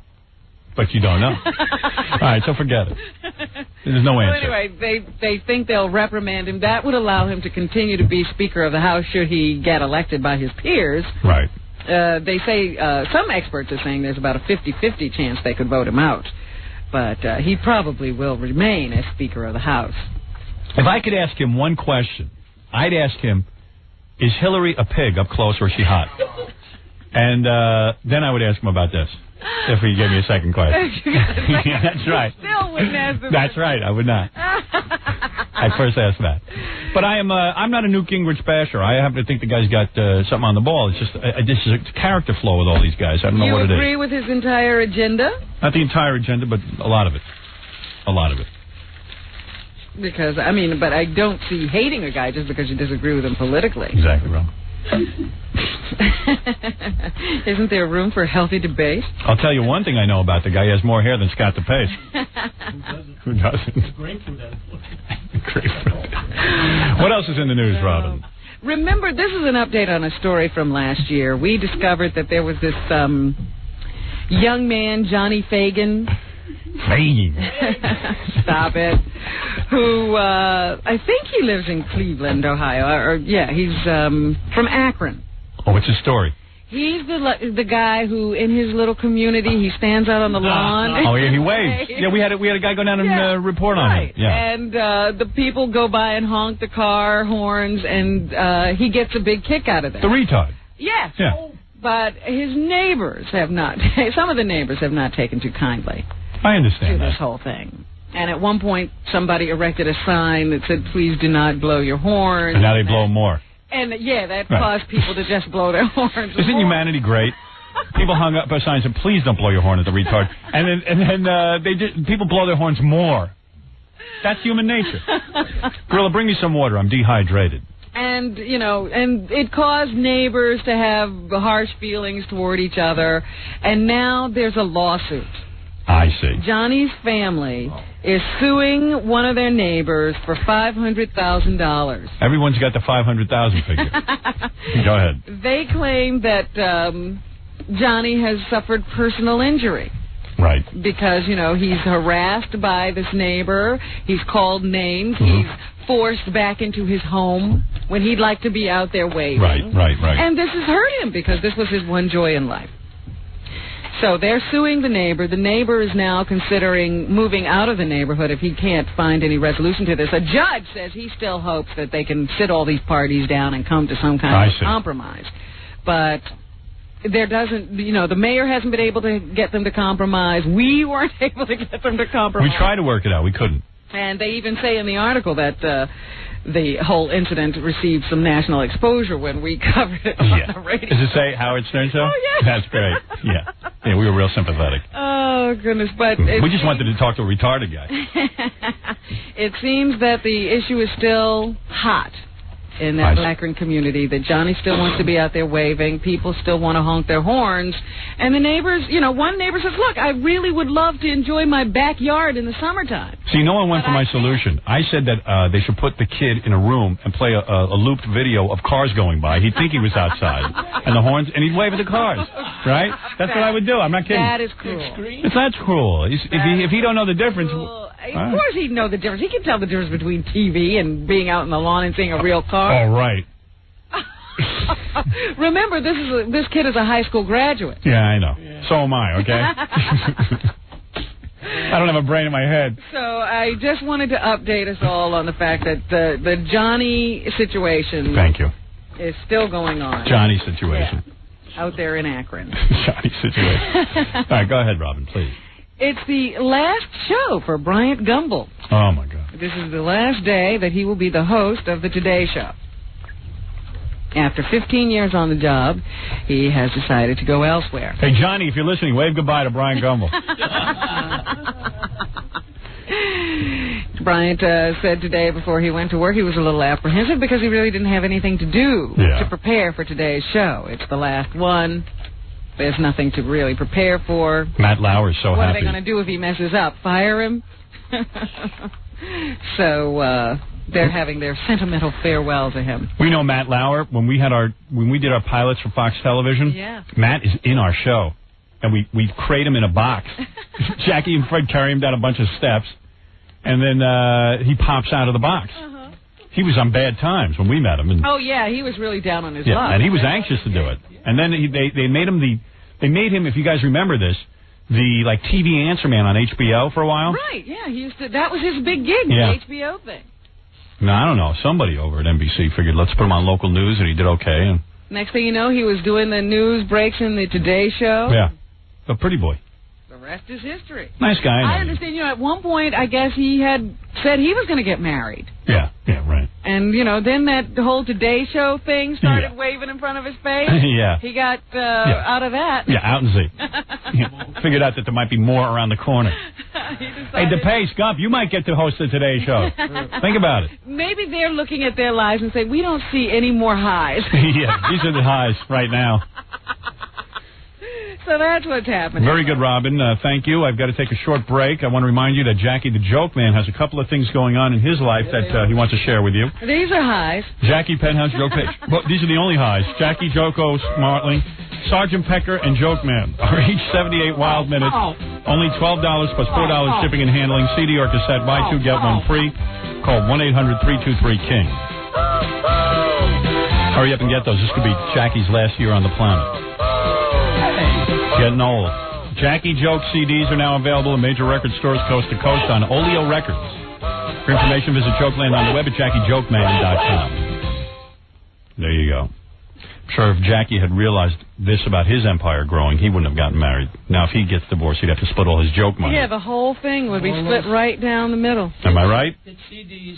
Right. He didn't know he'd have two. CDs, T-shirts, mugs. On Oleo Records, no less.